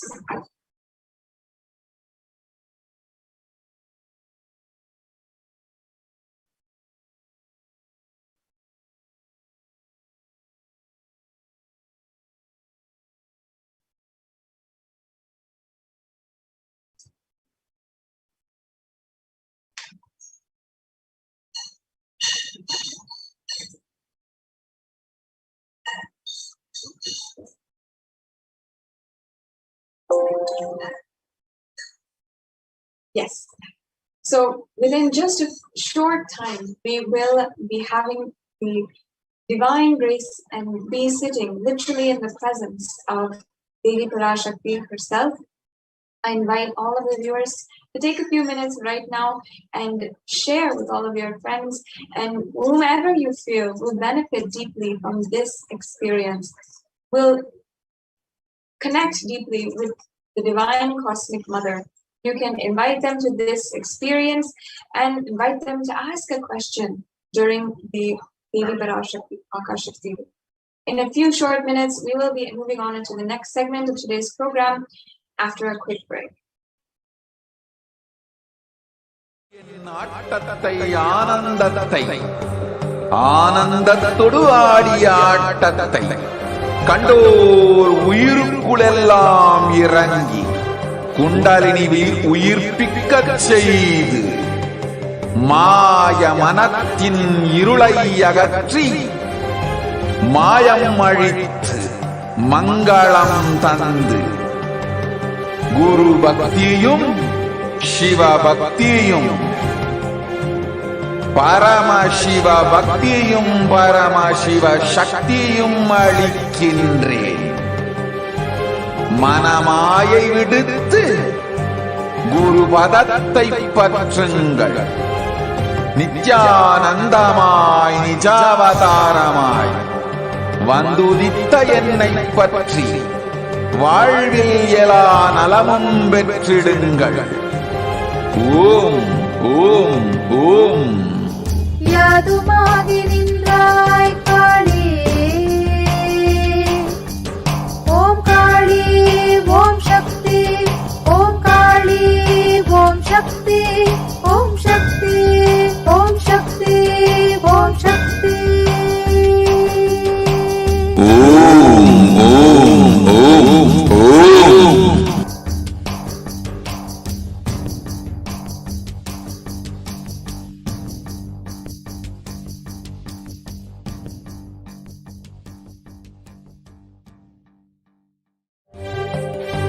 காளியின் ஆட்டத்தை ஆனந்தத்தை ஆனந்தத்தொடு ஆடிய ஆட்டத்தை கண்டோர் உயிருக்குளெல்லாம் இறங்கி குண்டலினிவில் உயிர்ப்பிக்கச் செய்து மாய மனத்தின் இருளை அகற்றி மாயம் அழித்து மங்களம் தந்து குரு பக்தியும் சிவ பக்தியும்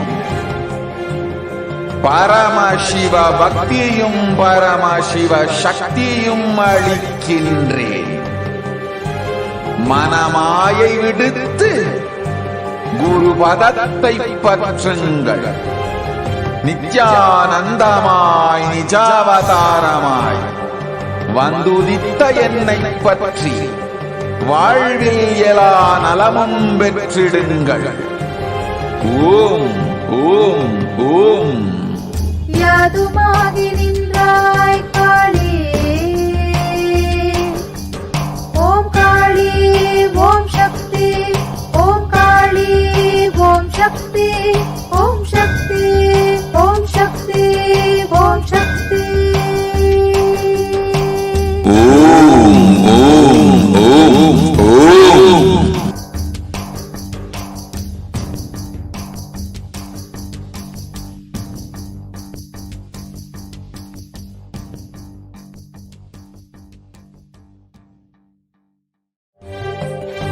காளியின் ஆட்டத்தை ஆனந்தத்தை ஆனந்தத்தொடு ஆடிய ஆட்டத்தை கண்டோர் உயிருக்குளெல்லாம் இறங்கி குண்டலினிவில் உயிர்ப்பிக்கச் செய்து மாய மனத்தின் இருளை அகற்றி மாயம் அழித்து மங்களம் தந்து குரு பக்தியும் சிவ பக்தியும்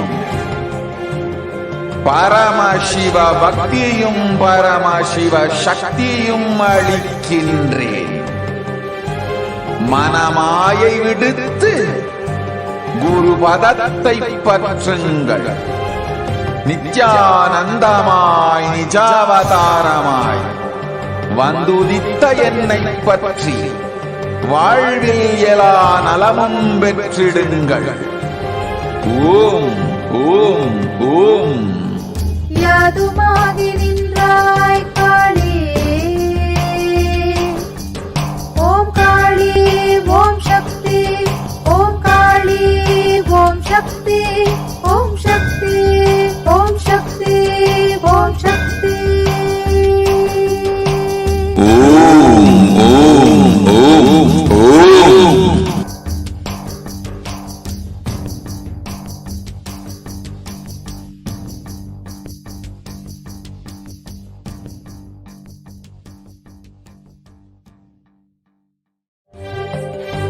காளியின் ஆட்டத்தை ஆனந்தத்தை ஆனந்தத்தொடு ஆடிய ஆட்டத்தை கண்டோர் உயிருக்குளெல்லாம் இறங்கி குண்டலினிவில் உயிர்ப்பிக்கச் செய்து மாய மனத்தின் இருளை அகற்றி மாயம் அழித்து மங்களம் தந்து குரு பக்தியும் சிவ பக்தியும் பரமசிவ பக்தியும் பரமசிவ சக்தியும் அளிக்கின்றேன். மனமாயை விடுத்து குரு பதத்தை பற்றுங்கள். நித்யானந்தமாய் நிஜாவதாரமாய் வந்துதித்த என்னை பற்றி வாழ்வில் எல்லா நலமும் பெற்றிடுங்கள். ஓம் ஓம் ஓம். யாதுமாகி நின்றாய் காளி.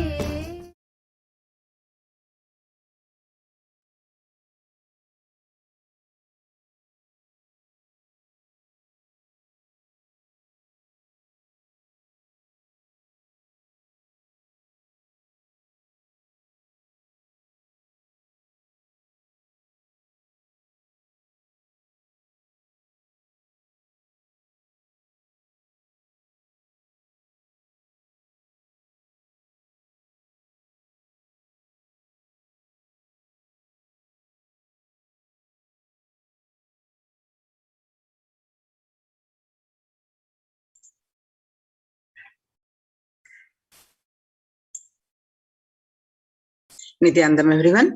So welcome back to this segment, the revival of the temple ecosystems, which are now the COVID care protection centers of the Kailasa, with the blessings of the Supreme Pontiff of Hinduism.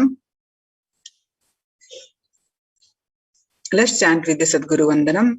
Nithyanandam Paramashivoham Kevalam Jnanamurtim Dvandvatitam Gagana Sadusham Tattvamasyaadilaksham Ekam Nityam Vimalamachalam Sarvadi Sakshibhutam Bhavatitam Trigunarahitam Sadgurum Tam Namami.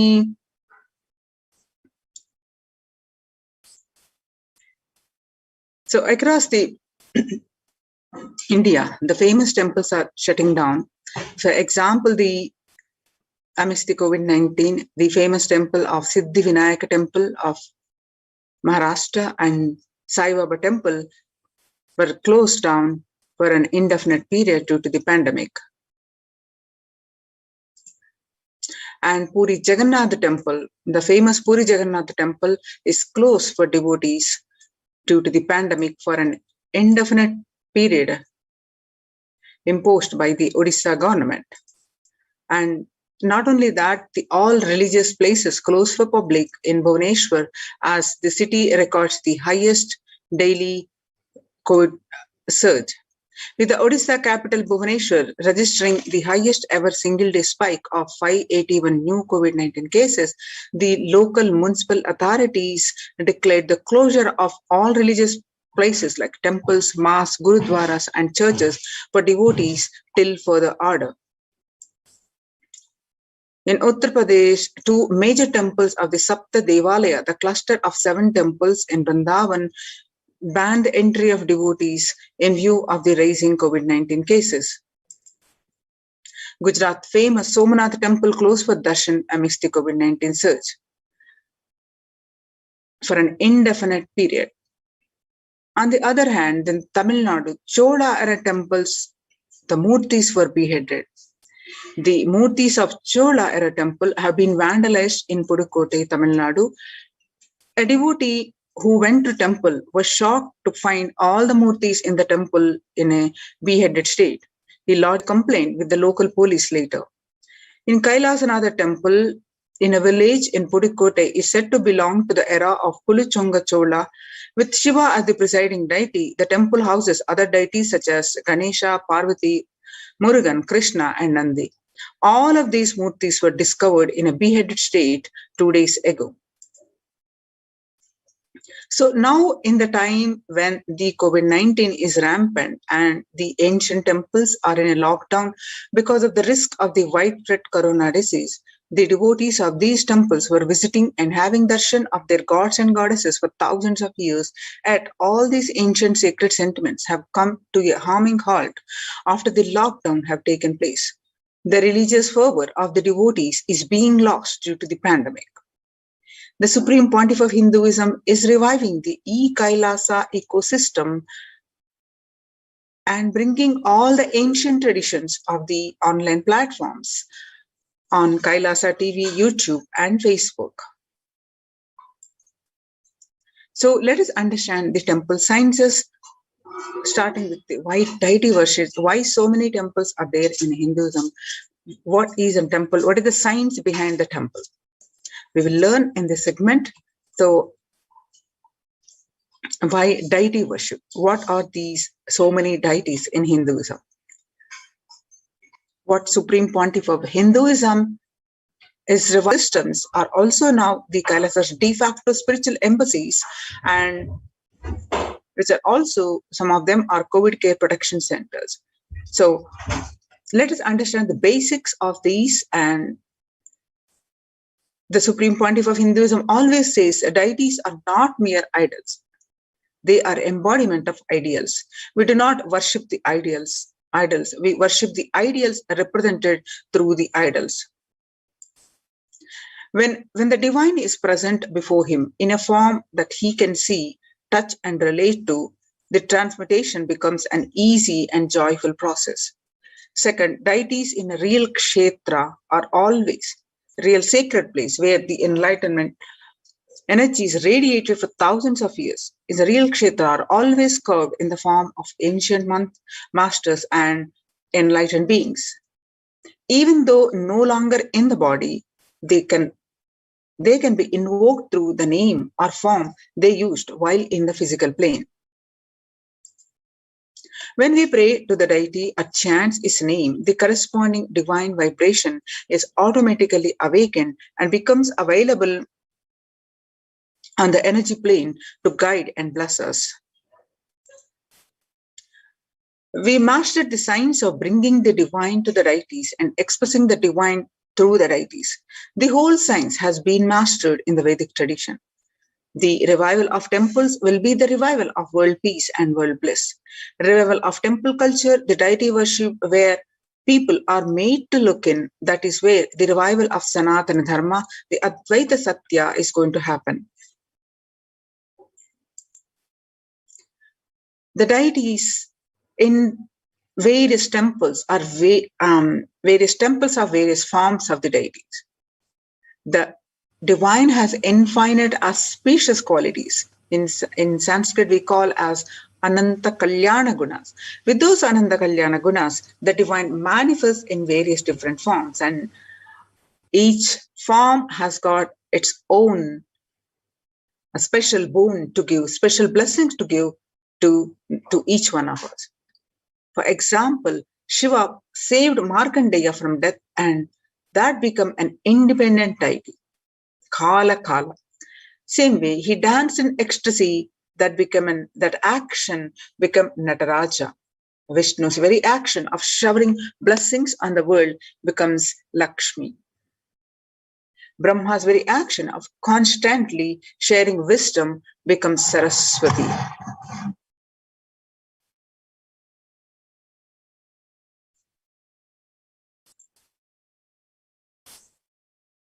So each of the actions of the ultimate becomes independent intelligence and energy. So when you connect with those independent intelligences, those deities, whatever you want immediately happens.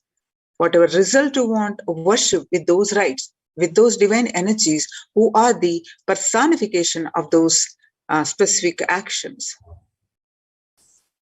Immediate results are achieved by connecting with those deities in this world. This can be a powerful method through which we can achieve whatever we want in our life.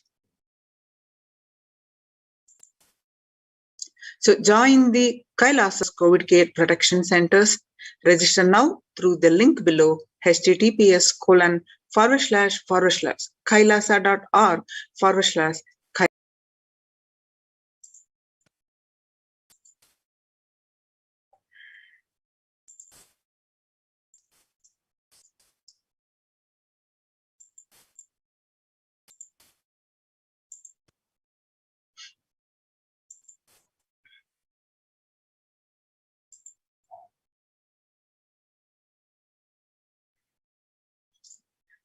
So, the Supreme Pontiff of Hinduism, over the period of 2 decades,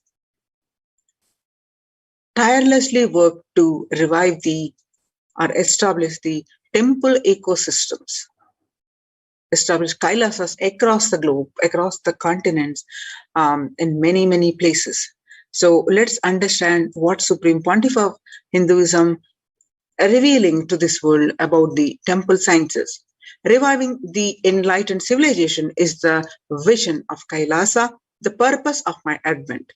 Paramashiva assuming this body and manifesting, says the Supreme Pontiff of Hinduism. Kailasa is basically an enlightened civilization where everything happens based on the ultimate cosmic principle and the ultimate possibilities and powerfulness. You want to know about the ultimate universe, just they will show you the universe and teach you. You want to know about the cosmos, they will just show you the cosmos and simple, straightforward.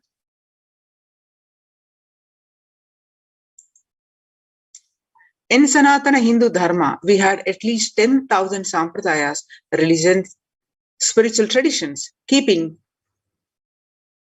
the enlightenment science alive. Understand, each Hindu sampradaya is a spiritual ecosystem created for keeping the enlightenment science alive. Every monastery, every adhinam, every unit, every mutt, every temple, every Veda Patashala, every Sarvajna Pita is a lineage sampradaya created to keep the ecosystem of spiritual enlightenment alive.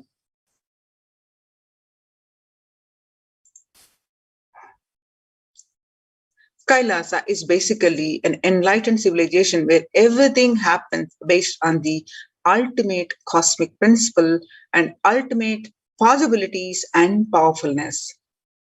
You just know about the universe, just they will show you the universe and teach you. You will just know about the cosmos, they will just show you the cosmos and simple, straightforward.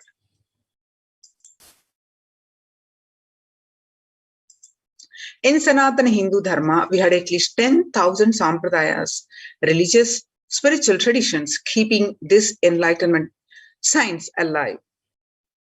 Each Hindu sampradaya is a spiritual ecosystem created for keeping the enlightenment science alive.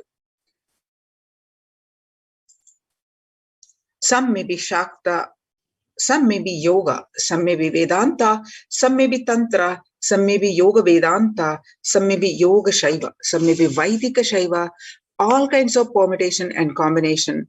Each temple, each math, each monastery, each adhinam,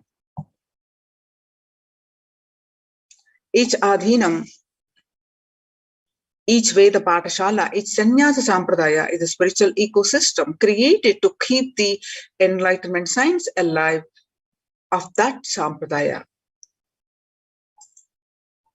Hindu temples are not just worship altars or religious congregation place, the memorial for certain legendary person or incident. Hindu temples are residences of God.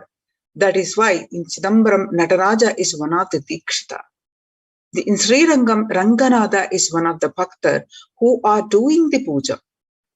Temples are residences of the divine in Hindu tradition. Of course, in reality, any tradition. So there was a time Hinduism had 56 nations, 200 states, 1,700 provinces, and 10,000 sampradayas.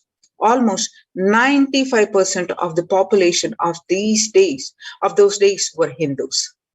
And slowly, the brutal terrorists invading, life-negative gangs enter, destroy, rob, and plunder the temples, destroy the spiritual ecosystem, the enlightenment ecosystem.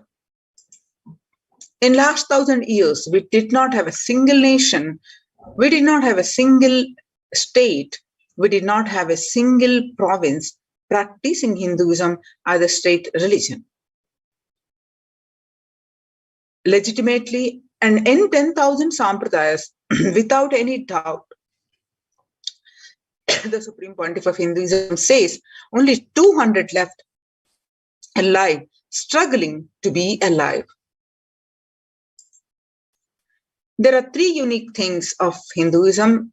They are ability to make the divine land and get rooted on the deity, that's called Prana Pratishta, and incarnations landing the ecosystem where the incarnations land, the enlightenment spiritual ecosystem where the incarnations happen.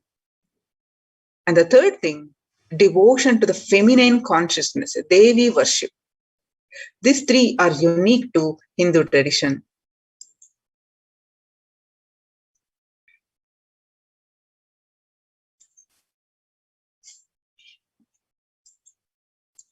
The enlightenment ecosystem, Adi Kailasa, the main headquarters, if like this Adi Kailasa Sarvajnapeetham, every monastery temple is an ecosystem for keeping the enlightenment science alive and flourish, which can automatically make people enlightened.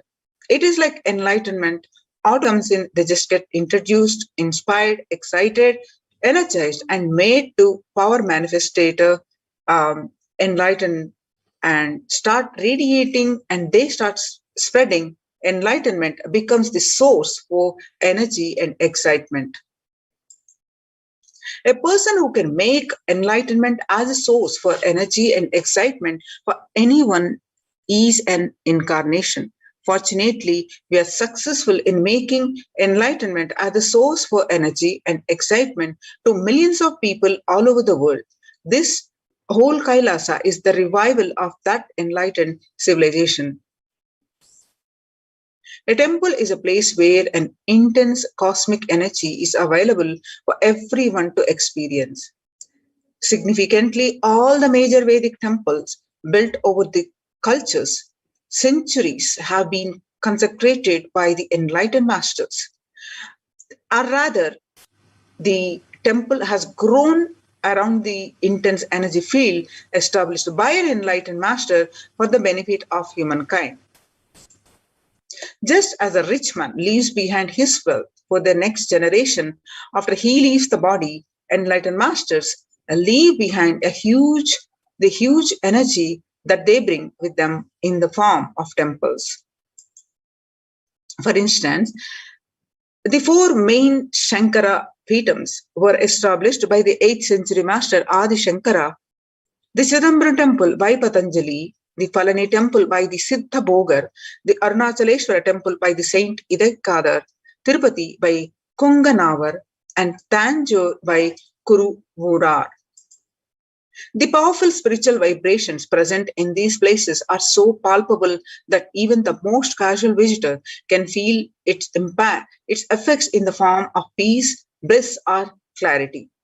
When maintained properly, using the subtle powers of mantras, rituals, and meditation, temples can hold and radiate this precious energy for thousands of years. The temple structures, the basics of the temple structures. The powerful spiritual vibrations present in these places are so palpable that even the most casual visitor can feel its effects in the form of peace, bliss, or clarity. When maintained properly using the subtle powers of mantras, the rituals, and meditation, temples can hold and radiate this precious energy for thousands of years.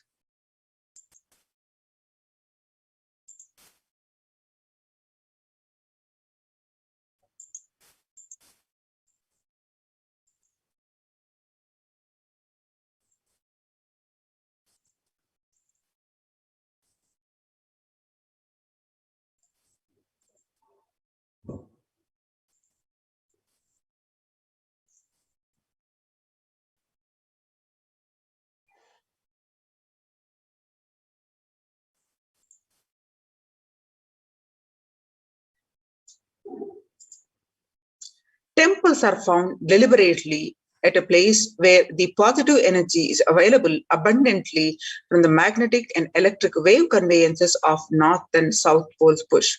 The idol of God is set in the core center of the temple, known as Garbhagriha, the sanctum sanctorium. This is the area where the Earth's magnetic field is discovered to be the most extreme. Therefore, it is the energy source. The Dvajastambha, the flagpole, behaves as a transformer. The huge domes are for amplifying the energy. Temples were systematically built for the transmission of energy on a large scale. The temples and the enlightened masters. Again, when a rich man dies, he leaves behind his wealth to his wife, his daughters, sons. And when an enlightened master leaves the body, they leave their wealth of energy, penance, and the goodness to the humanity at a large. And the temples are built on those energy fields left behind by them. So either the masters themselves built these temples when they are alive, or the people build them after the masters leave the body. These temples are further sanctified through rituals that harness the divine cosmic energy. The famous temple at Kedarnath in the Himalayan range was built by the great master Shankara. The Arunachaleshwara temple of Tirunamalai, South India, is ascribed to a great saint called Idekadan. These temples are divine gifts of these great masters to humanity. And how the energization process happens in the temples. The deities are energized. There are two types of people. The first type generate energy from their own system, and they are like the solar system. Wherever they are, they produce energy. They radiate energy, and whatever they do, they excel in it. Whatever they touch flourishes. They are the one who nourish the world, and they are the enlightened masters. The second type of people are those who have forgotten the art of producing energy from their inner source. These people may flourish, but may only in one or two fields out of the superficial energy source called mind. Since their source is superficial, multidimensional flourishing remains a dream for them. These are the ordinary people from the world. The first category of people help the second category by giving energy to it, by giving a clear-cut technology to achieve. The installing the deities, what is the science behind them?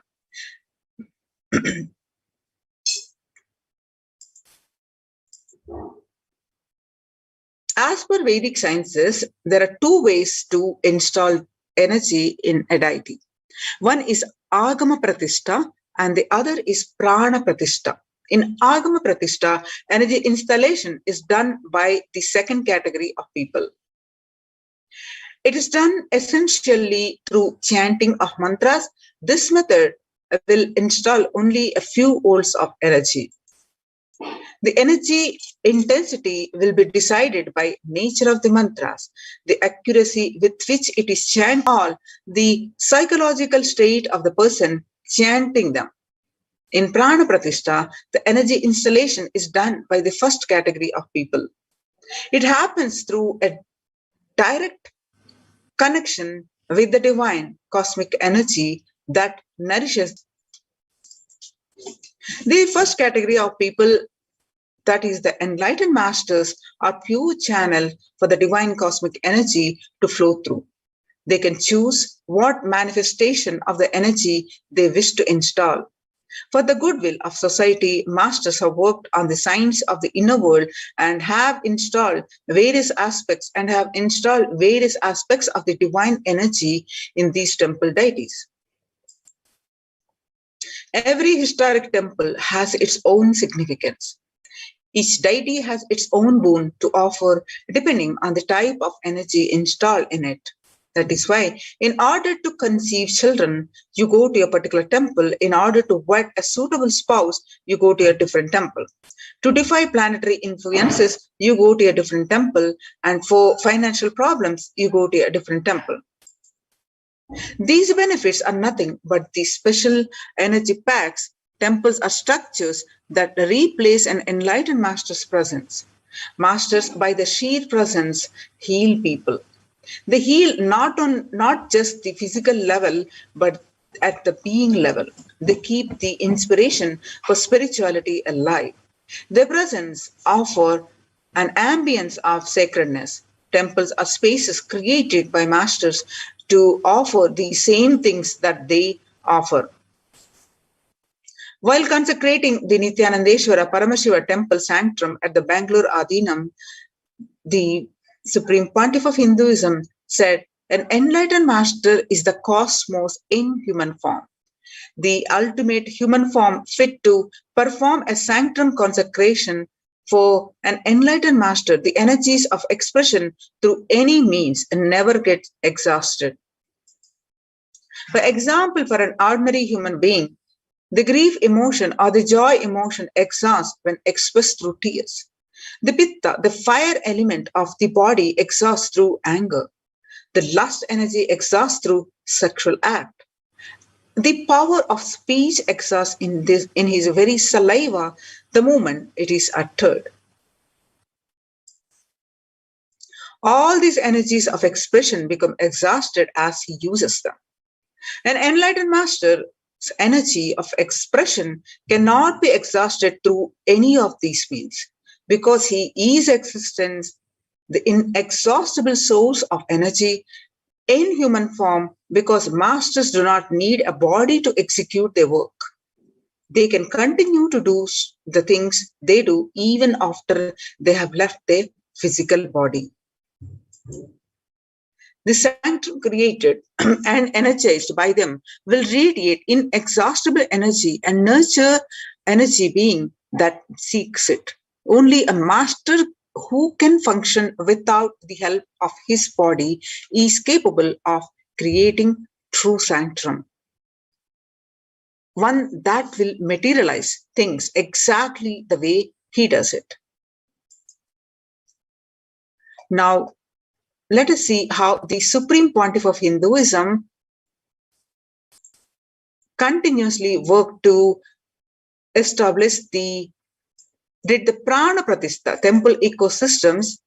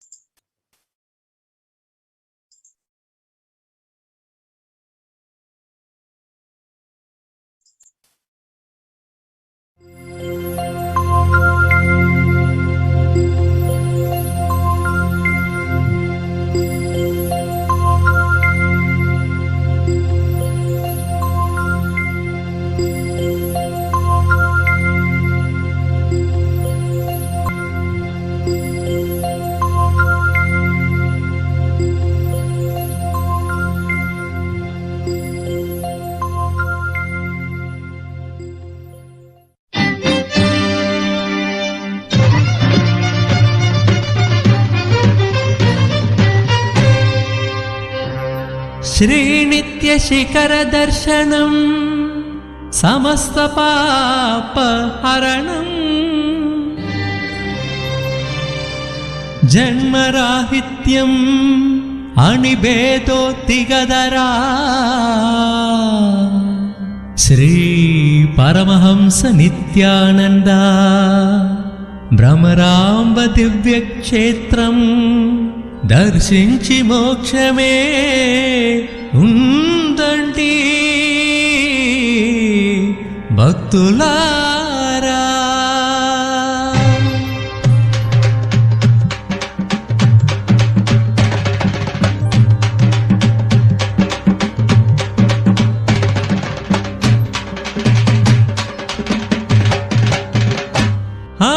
అదిగో అదిగో శ్రీశైలం నిత్య భక్తులకు నిత్య పురివాసం.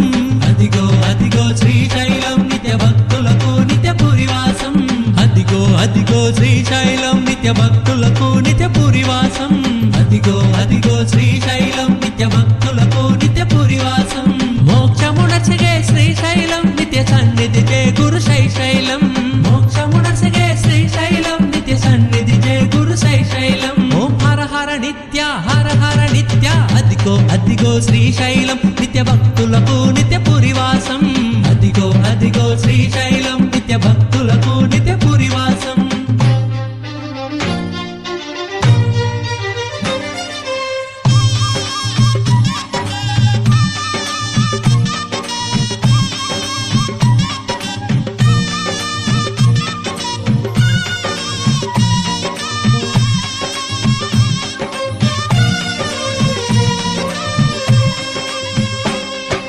నాలుగు ప్రవేశ ద్వారములు నిత్య సన్నిధికి అవి మార్గములు. నాలుగు ప్రవేశ ద్వారములు నిత్య సన్నిధికి అవి మార్గములు. చిత్తపడము త్రిపురాంతకము నిత్య మహేశ్వర హలంపురం. చిత్తపడము త్రిపురాంతకము నిత్య మహేశ్వర హలంపురం. ప్రతి ద్వారములో తీర్థములు అవి తీర్చును భక్తుల కోరికలు. ప్రతి ద్వారములో తీర్థములు అవి తీర్చును భక్తుల కోరికలు. నేత్రానందము శైశైలం శుభయోగము కూర్చున్న శ్రీశైలం. నేత్రానందము శైశైలం శుభయోగము కూర్చున్న శ్రీశైలం. ఓం హర హర నిత్య హర హర నిత్య. అదిగో అదిగో శ్రీశైలం నిత్య భక్తులకు నిత్య పురివాసం. అదిగో అదిగో శ్రీశైలం నిత్య భక్తులకు నిత్య పురివాసం. అదిగో అదిగో శ్రీశైలం నిత్య భక్తులకు నిత్య పురివాసం. అదిగో అదిగో శ్రీశైలం నిత్య భక్తులకు నిత్య పురివాసం. మోక్షమునచగే శ్రీశైలం నిత్య సన్నిధి జయ గురు శైశైలం. మోక్షమునచగే శ్రీశైలం నిత్య సన్నిధి జయ గురు శైశైలం. ఓం హర హర నిత్య హర హర నిత్య. అదిగో అదిగో శ్రీశైలం నిత్య భక్తులకు నిత్య పురివాసం. అదిగో అదిగో శ్రీశైలం నిత్య భక్తులకు నిత్య పురివాసం.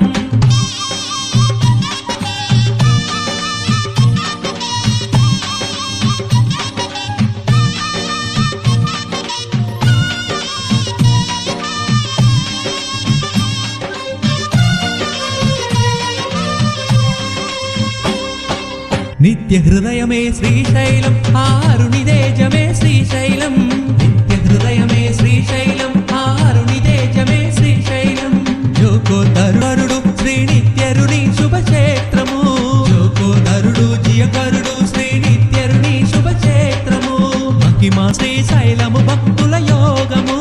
మహిమాన్వితము పవిత్రము శ్రీశైలము భక్తుల యోగము.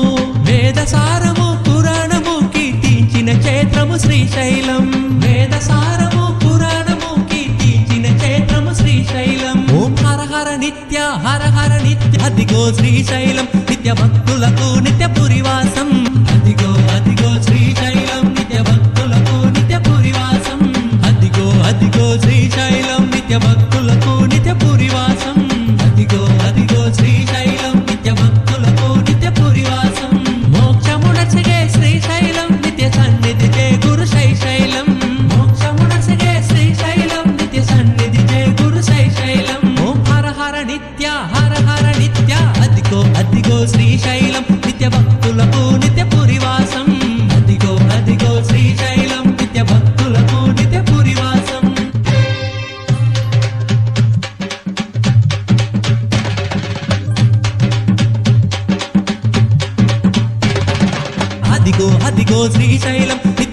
భక్తులకు నిత్య పురివాసం అదిగో అదిగో శ్రీశైలం నిత్య భక్తులకు నిత్య పురివాసం అదిగో అదిగో శ్రీశైలం నిత్య భక్తులకు నిత్య పురివాసం అదిగో అదిగో శ్రీశైలం నిత్య భక్తులకు నిత్య పురివాసం మోక్షమునసిగే శ్రీశైలం నిత్య సన్నిధి జయ గురు శైశైలం మోక్షమునసిగే శ్రీశైలం నిత్య సన్నిధి జయ గురు శైశైలం ఓం హర హర నిత్య అదిగో అదిగో శ్రీశైలం నిత్య భక్తులకు నిత్య పురివాసం అదిగో అదిగో శ్రీశైలం నిత్య భక్తులకు నిత్య పురివాసం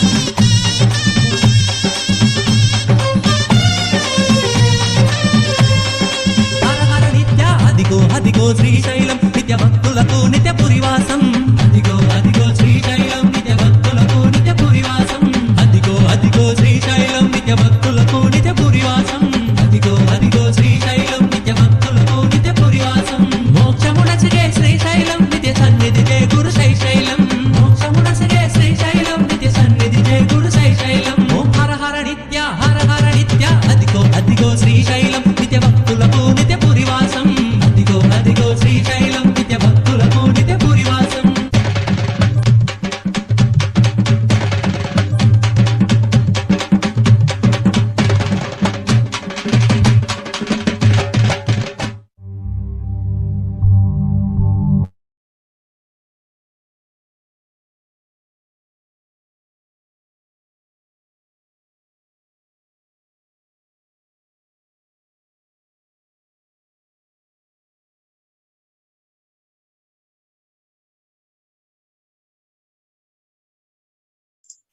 So join the COVID care protection centers. Register now through the link below https://kailasa.org/kailasa care.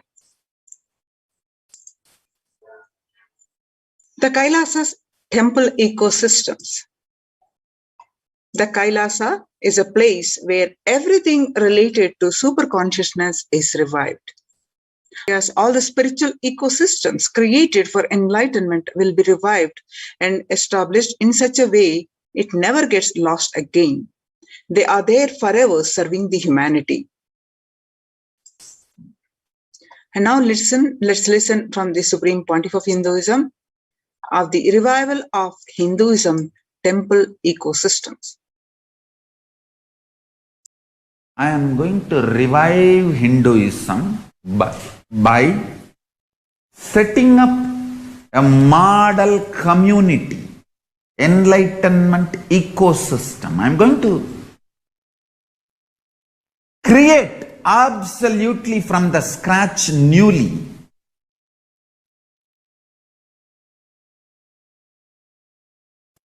self-sustaining, temple-based Hindu ancient enlightenment ecosystem and civilization based on that. Understand? Kailasa is reviving the ancient Hindu enlightened civilization.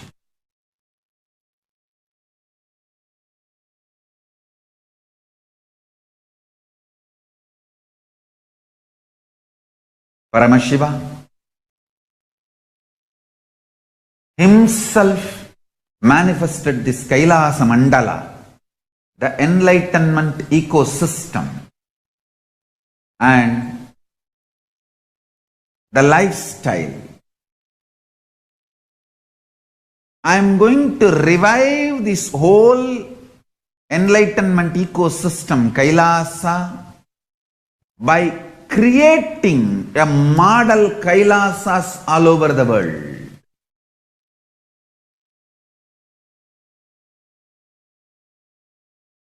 I am going.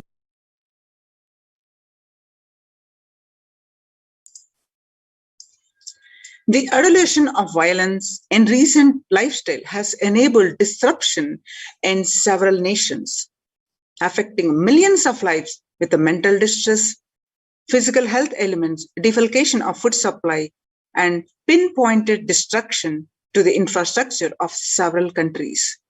The Supreme Pontiff of Hinduism, Bhagwan Nithyananda Paramashivam, has dedicated his entire life and made it his mission to bring global peace and from the ground level through the Kailasa's Department of Religion and Worship and the Department of Human Services, to bring harmony to humanity, to create a life of freedom, to live freedom and peace for every individual on the planet Earth through the revival of the temple ecosystems.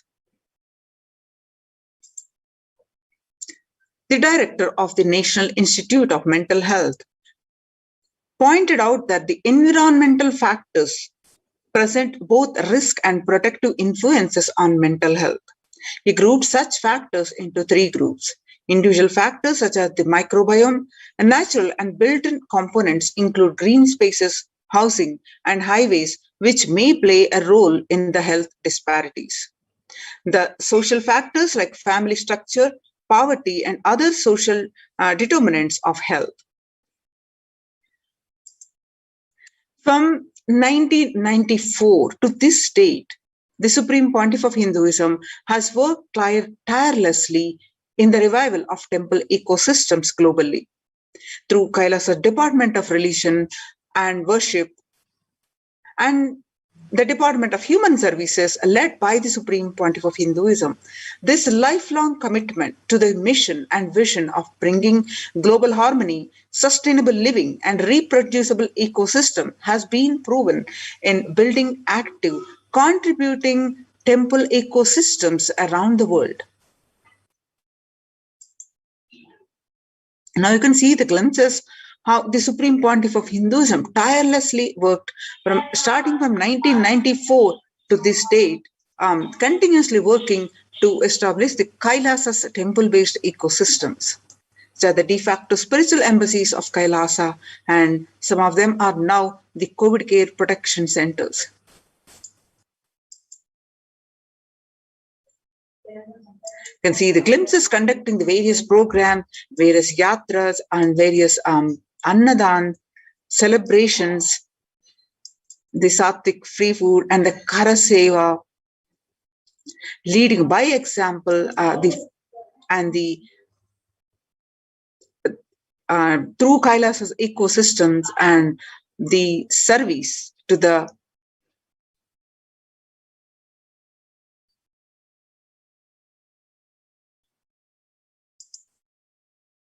relief and the flood relief areas. You can see more and more glimpses. So Kailasa's ecosystems are spread across the world and thousands of places.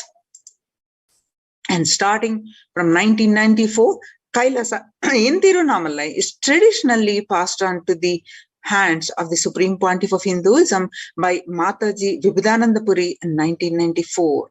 And you can see that the Kailasa in Tirunamalai is serving the visitors and devotees and conducting various meditation workshops, religious the rituals, and various meditation workshops, initiations, serving at the key center, key Athinam, serving the humanity.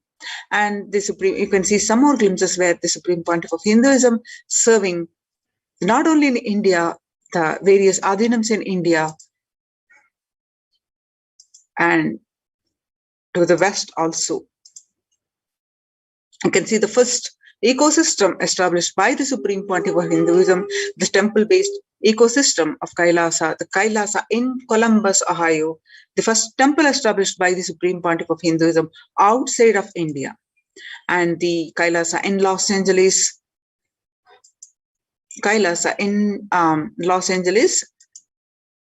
Washington, Seattle, Kailasa in San Jose, California, and Kailasa in St. Louis, Missouri, and Kailasa in Phoenix, Kailasa in Houston,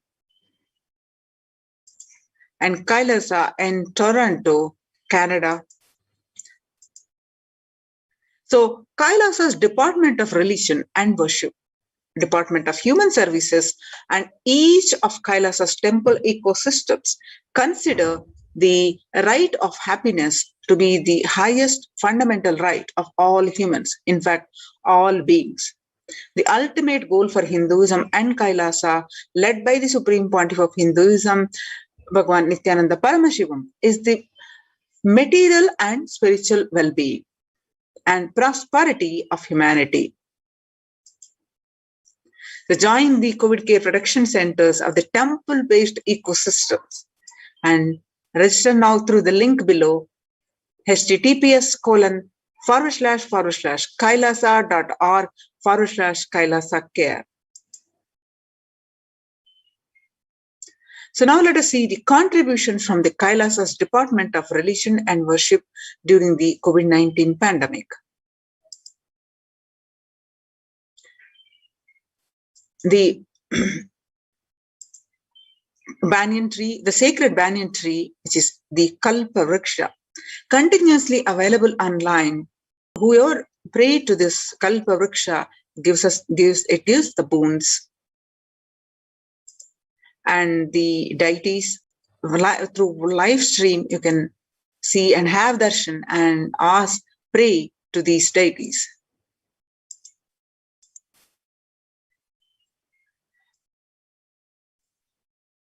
On 12th May 2021, Devi Parashakti revealed that I came as Nija Avatar and I am blessing you, listen, and people listen to do good to all of you.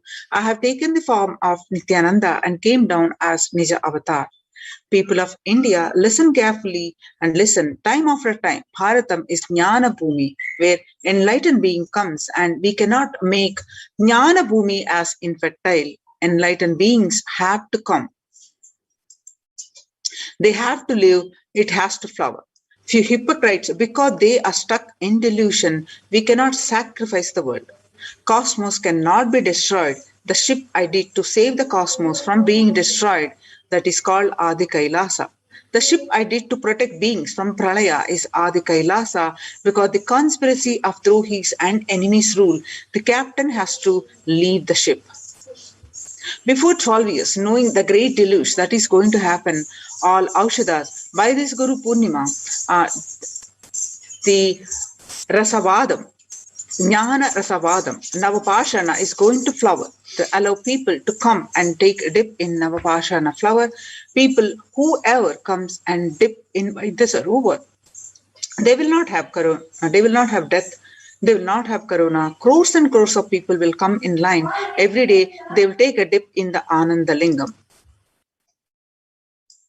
On 13th May, they will reveal that listen well to my words. For India, I made the ship as the production, and the Nithyananda Navapashana Lingam in Vaidya Sarovar. Go to Adi Kailasa, O Indians, listen. All those regretting losing Nithyananda Nija Avatara without confusion and without talking just as a lip service, go to Adi Kailasa.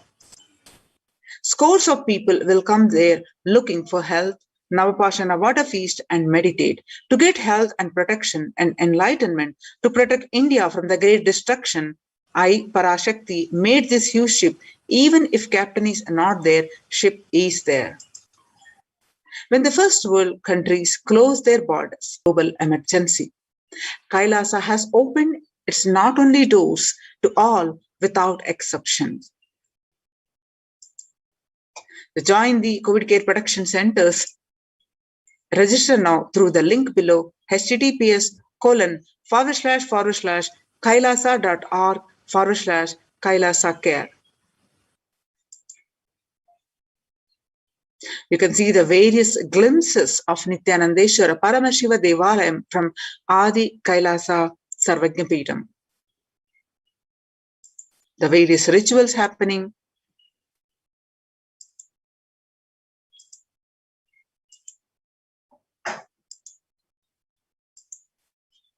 So join the COVID care production centers. Register now through the link below, https://kailasa.org/kailasa care.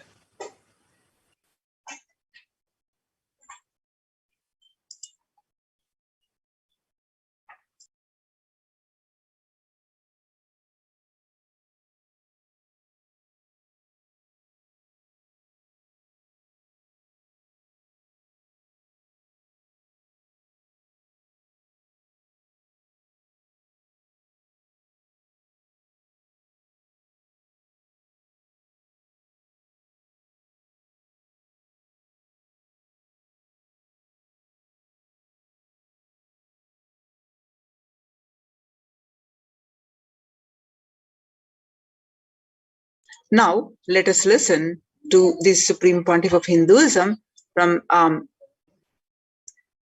where the Supreme Pontiff of Hinduism speaks about deities holding energy when doing the prana pratishtha.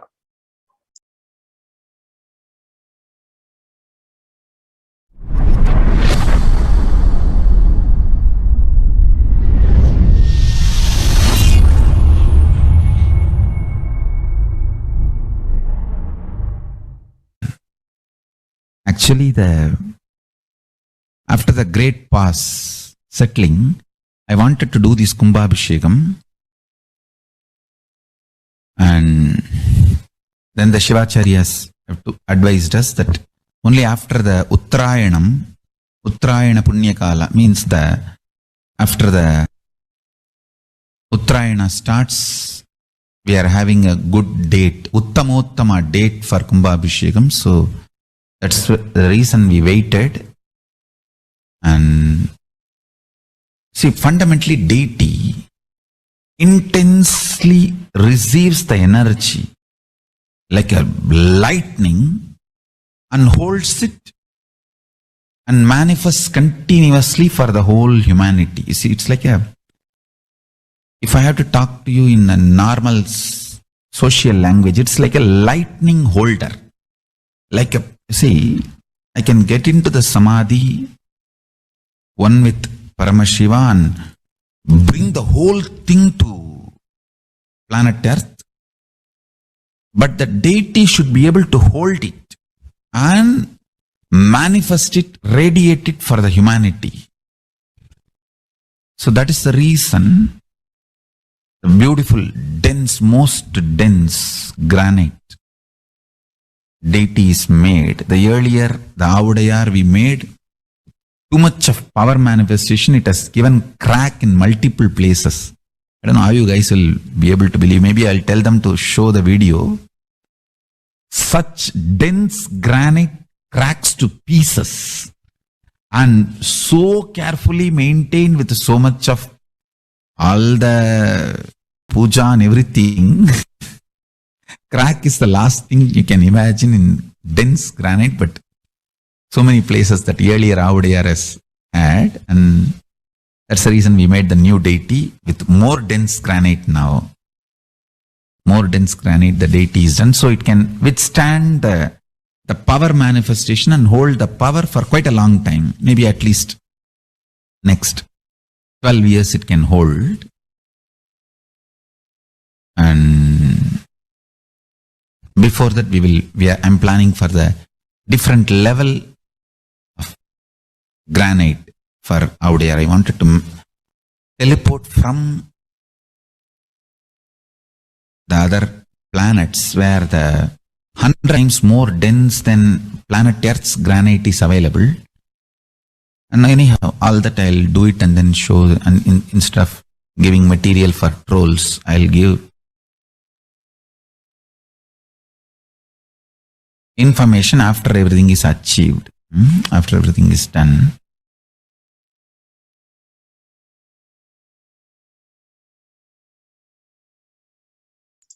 Now it's time we move on to the next part of this program, which is the power manifestation. So please stay tuned for the power manifestation after a very short break.